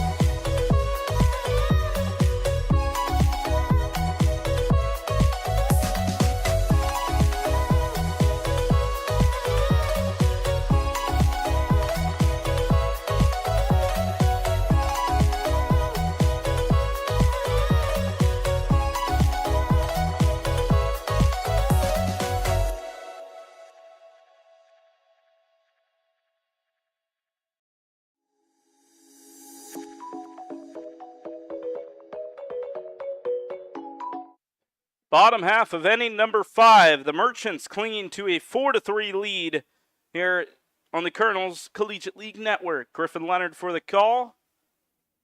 And the first pitch is spiked. Lucas Frank out there for his 3rd inning of work. First pitch ball to the 3-hole hitter, Cody Morton. In the windup and the 1-0, high and in. 2-0 quickly to the 3-hole hitter. Just 2 hits today for the Merchants, despite leading the game 4-3. Fastball in there for a strike. Frank trying to work his way back. The Kankakee Community College product delivers the 2-1. It's a curveball, dipping just short of the knees. 3-1, a good take by the 3-hole hitter Cody Morton. Morton walked his first time and grounded to second, his last time out 0 for 1, and now grounds the ball foul to the Ground Sloths dugout, 3-2. Luca Morelli will follow him up in the cleanup spot, batting second in this inning. 3 balls, 2 strikes, payoff pitch incoming from the right-handed pitching Frank. Fastball high and tight, ball 4. A full count walk to lead off this inning as the Merchants try to find themselves some insurance.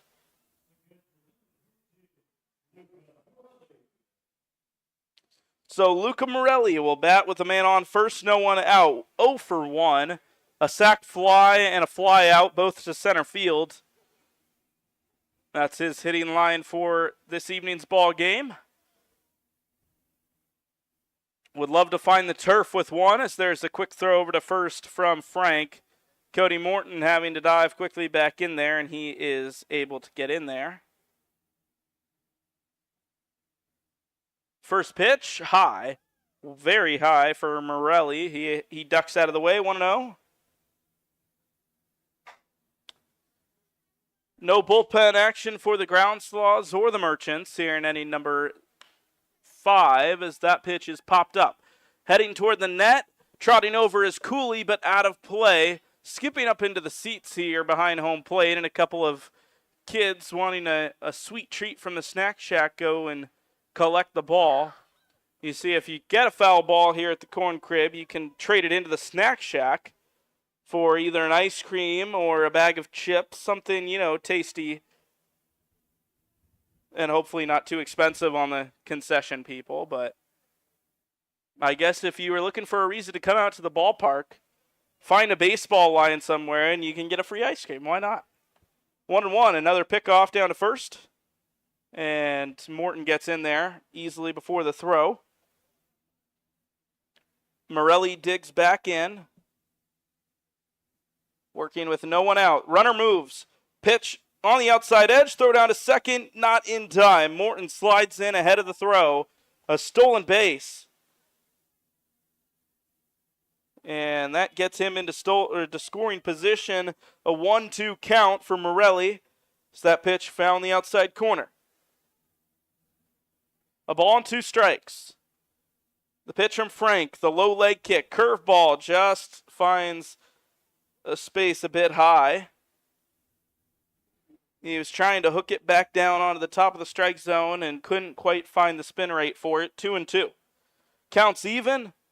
Dancing around on second base is Morton, and a little spaghetti move from Lucas Frank to keep him there. And back towing the rubber is the right-handed pitcher. The righty deals the 2-2. Spiked it. Moving to third is Morton. He'll slide in ahead of the throw, hopped up on top of the bag, but kept his foot down. And standing on third base is Morton. He advances on the wild pitch.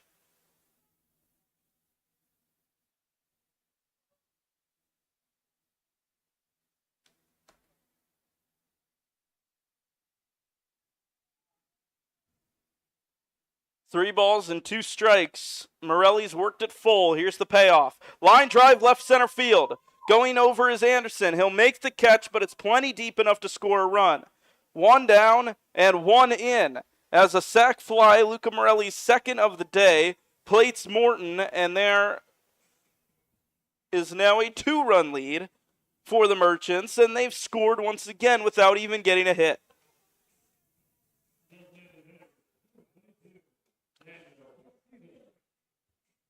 So 5-3 the score. 1 down, and the base is empty for Daniel Bastidas, who struck out swinging last time after hitting a single to left field in his first at-bat. Takes the curveball outside for ball 1.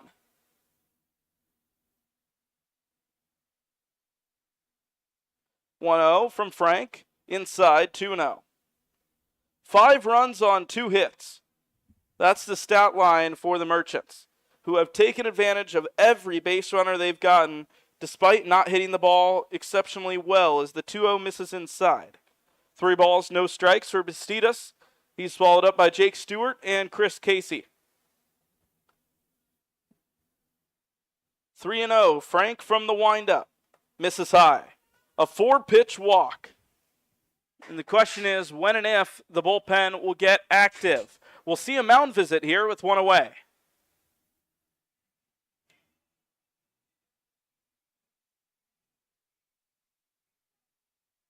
A reminder that if you have any questions about the Corn Belters or the KCL, drop them in the YouTube chat, and I'll do my best to answer them. We're going to have a pitching change. Lucas Frank's day is done after a couple of well-worked innings. We'll head to a break. We'll be back in a moment's time here on the KCL YouTube network.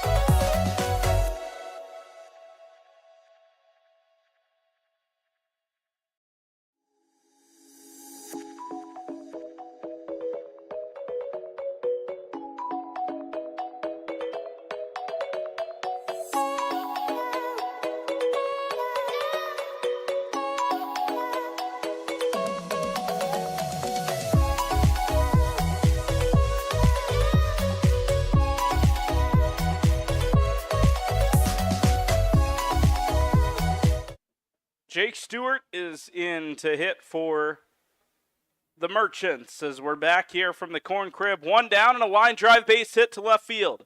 The first pitch from Jacob O'Day is lined for a base hit.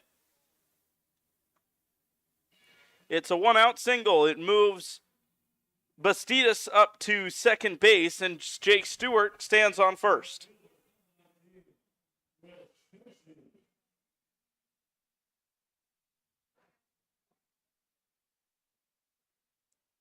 Chris Casey the next to hit after a quick single.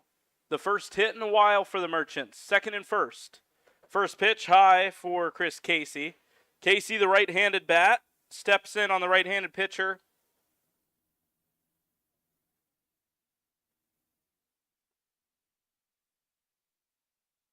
And here's the 1-0. Ground ball, shortstop. Quickly to second. They'll aim for two, and that's what they get. Double play. Crancer to Brozick to Price. And that's how they end the fifth. So a run comes across, but a nice defensive play works them out of the jam. We'll head to the sixth here on the KCL YouTube channel.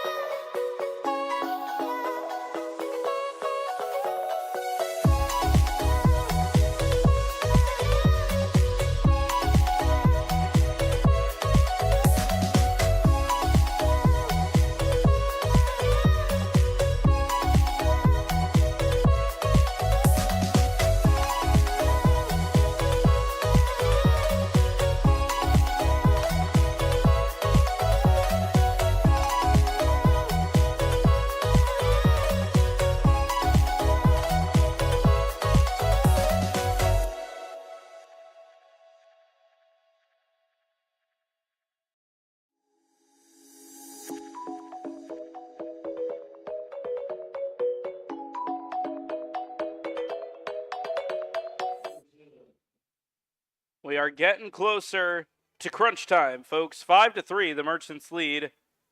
And quickly into the box is Jimmy Anderson. He fouls the first pitch off into the seats down the first base side. 0-1. Mason Walker still on the mound for the Merchants, and he delivers an 0-1 strike on the inner half, dropped by the catcher Morelli, but still gets the call from our home plate umpire. It's 0-2. Jimmy Anderson flew out and struck out on a called strike last at bat. He watches the 0-2 curveball bounce on the plate, and it's 1-2.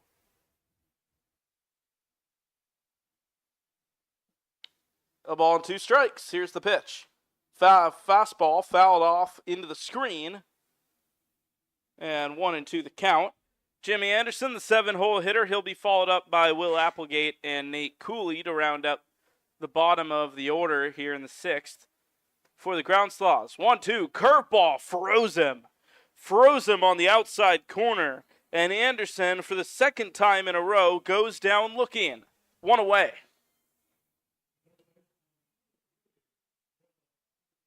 1 down. And the ground Sloths just 5 outs to work with now to carve out 2 runs and tie this ball game. Will Applegate to face the lefty. Walker delivers a strike on the outside corner. Will Applegate has had a good day for the ground Sloths. 2 for 2 with a single slap to the third base side and a single into right. The 0-1, a curveball on the inner half, but well inside, right on that line of the batter's box, and the count's even at 1. 1 ball, 1 strike, and 1 out. Pitch from Walker. Another curveball. Swung on. It was a golf swing from Applegate, and he swung through it. 1-2. Some action in the Merchants bullpen. Perhaps the closer getting going. Hard to tell from out here who it is, as the 1-2 is low. 2-2. The count's even. It's a righty out there. And perhaps Calvin Diver, as the 2-2 is in there for a strike. Fastball taken on the high part of the zone. Back-to-back looking strikeouts for Mason Walker, and there's 2 away. Nate Cooley has got to find a way to ignite this ground Sloths offense. Quick 2 outs.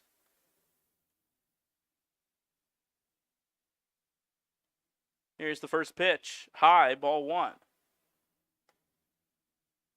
See, it may be Caleb Diver down there in the bullpen for the Merchants.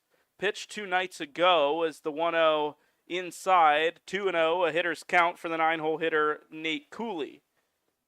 Cooley singled to right center his last time. Here's the 2-0.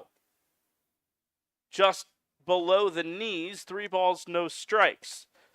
Cooley, a pitch away from a walk. He walked his first time prior to that single. 3-0. A curveball in the dirt. 4-pitch walk. Back around to the top of the order.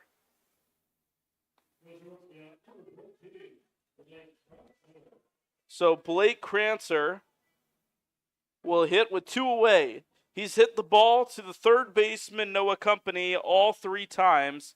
The first 2 groundouts, the third an error in which 2 runs came into score.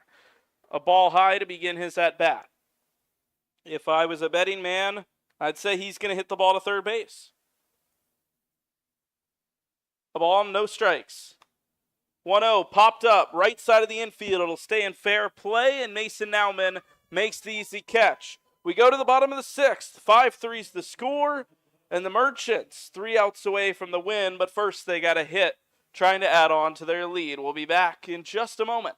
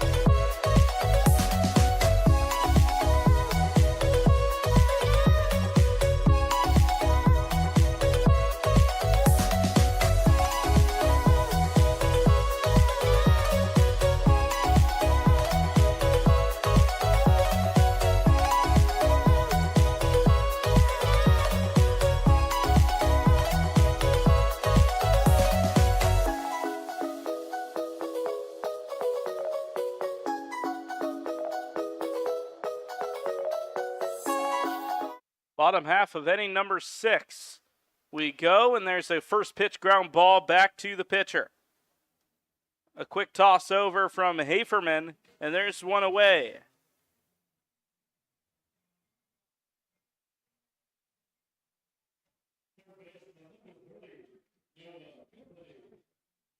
It is Taylor Haferman on the mound this inning for the Ground Sloths, Blackhawk Community College, and right here from Normal, Illinois. First pitch, curveball on the outside corner for a called strike. Back live for you as the night has really begun here in Normal as the 0-1's grounded to first. A quick toss, close play at the base, and they say he's off the bag. Haferman threw his hand up as to say, what do you mean? But regardless, a base runner for the Ground Sloths. Or the Merchants, rather. Excuse me. So a little bit of bottom of the order production. And the Merchants have some life.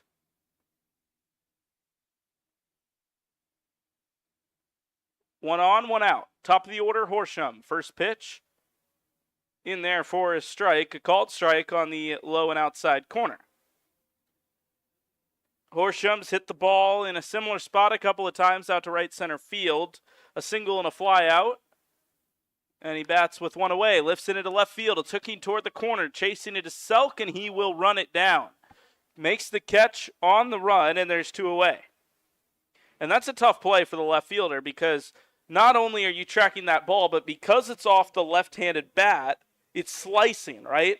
So when you're timing that run, timing your glove going up, and trying to pace yourself out to get there in time, you have to account for that the ball is going to wind up farther away from you than it looks. So a good job by Carter Selk to account for that and chase it down. So there's 2 away. Clay Kahn, now the batter, he's walked twice and flew out to right field his last time.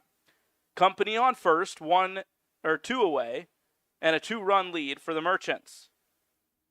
1-0. Runner on the move. A pitch low. Throw down to second. Sliding ahead of the throw is Company, and it's another stolen base. Company steals second, and the count goes 2-0 after the pitch was called a ball inside of the plate. Clay Kahn digging back into the left-handed batter's box. Plays his baseball at Regis University. And the 2-0 hit up the middle. Down in front of the center fielder. That should score a run. Coming around third and scoring is Company without a throw as it's cut off by Adam Price at first base. 6-3. It's a 3-run ball game here in the 6th. And that ball was smoked. Clay Kahn, an RBI single, adds a bit of insurance for the Merchants. They've tabbed 1 run in the 5th and now another here in the 6th. Trying to end this one. First pitch curveball, outside corner, strike. Throw down as Kahn was stealing just in ahead of the throw. 0-1 and a runner in scoring position. Second stolen base of the inning on Nate Cooley, who has just not been able to throw out runners today. The 0-1 in the dirt. It's Cody Morton, the middle infielder from Danville Community College. Staring down the 1-1 from Haferman. It was the slider off the outside of the plate, 2-1.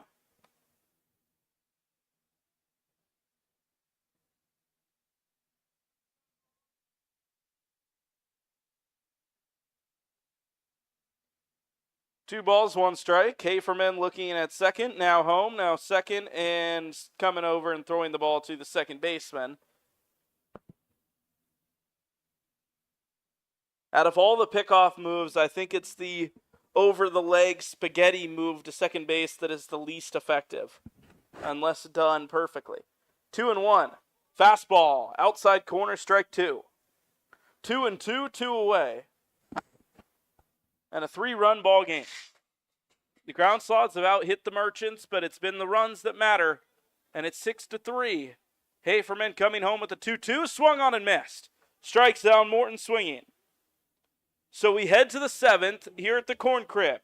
Merchants lead 6-3 over the Ground Sloths, and the Ground Sloths need 3 in the 7th to extend this game. Don't go anywhere. It's crunch time here at the home of the Corn Pelters and the KCL.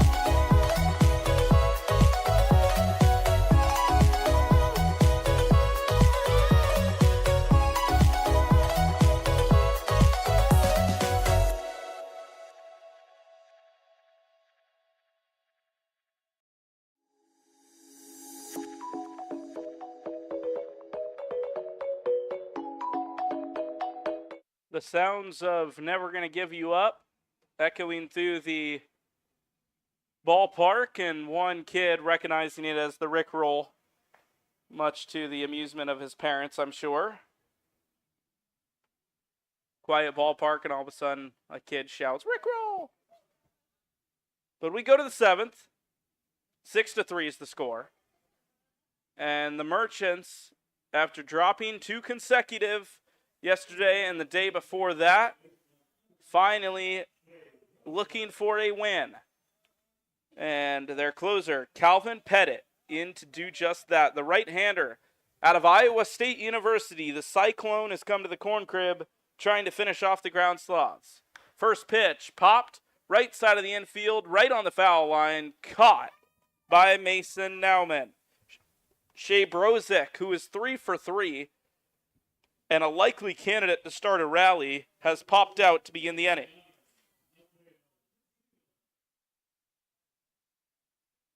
So Mateo Casillas, who's 1 for 3, will now bat.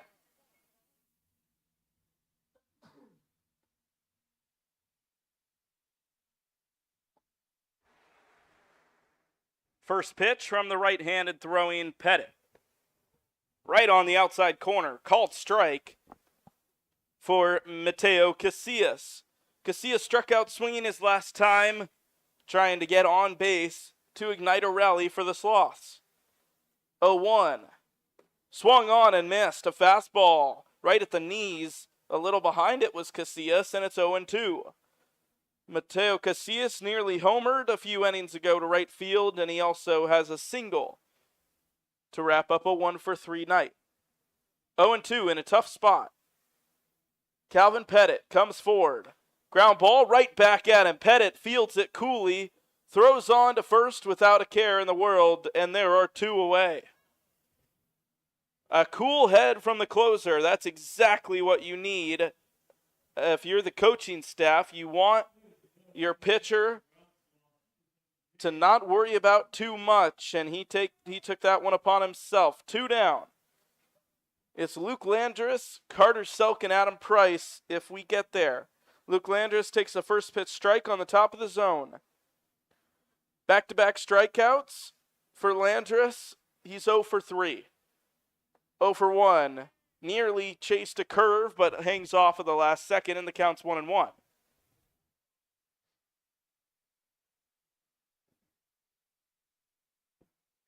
One and one. The pitch, just off the plate. 2-1.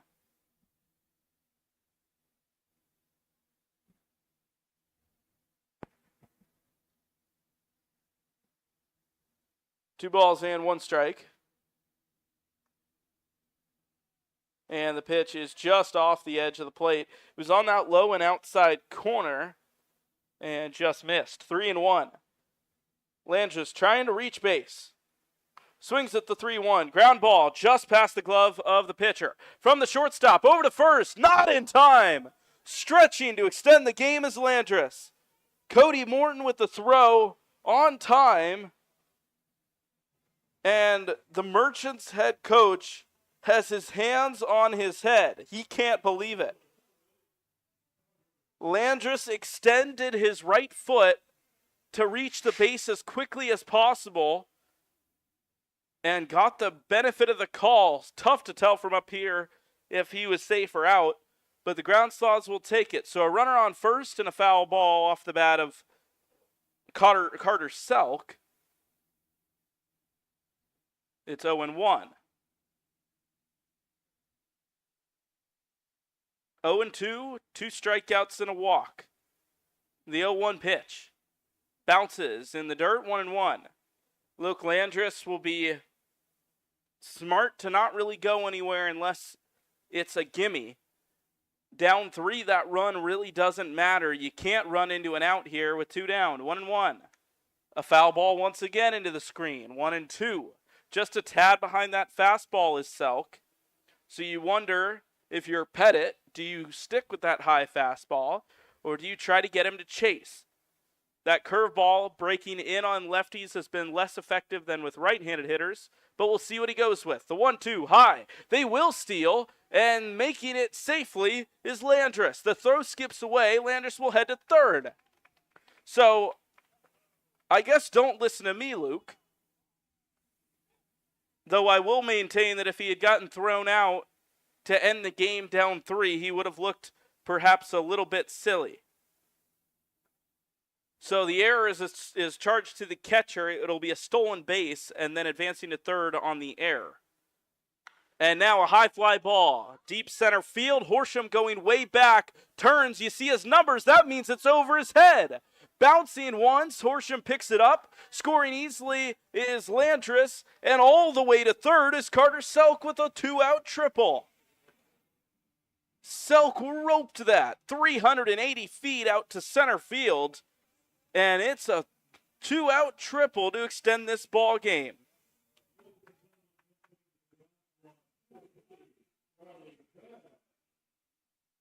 So with 2 down, we'll have a pinch hitter. He was in the field last inning. It's Charlie Graham. Graham grounds the ball to second on the first pitch. Grounded, fielded by Kahn on to first in time. A little bit of drama, but the Merchants hang on here at the Corn Crib. 6-4 the final as the Merchants defeat the Ground Sloths here on this Thursday night. We'd like to thank you for joining us for today's doubleheader. For Adam Hipsky in Game 1, I'm Griffin Leonard saying so long from the Corn Crib. Make sure to join us on Prospect League TV tomorrow for the Normal Corn Pelters taking on the Burlington Bees. Next KCL Saturday afternoon beginning at 4. We hope to see you on both of those dates, but until then, have a good night, and thank you for tuning in to KCL Baseball on the Colonel's Collegiate League YouTube channel.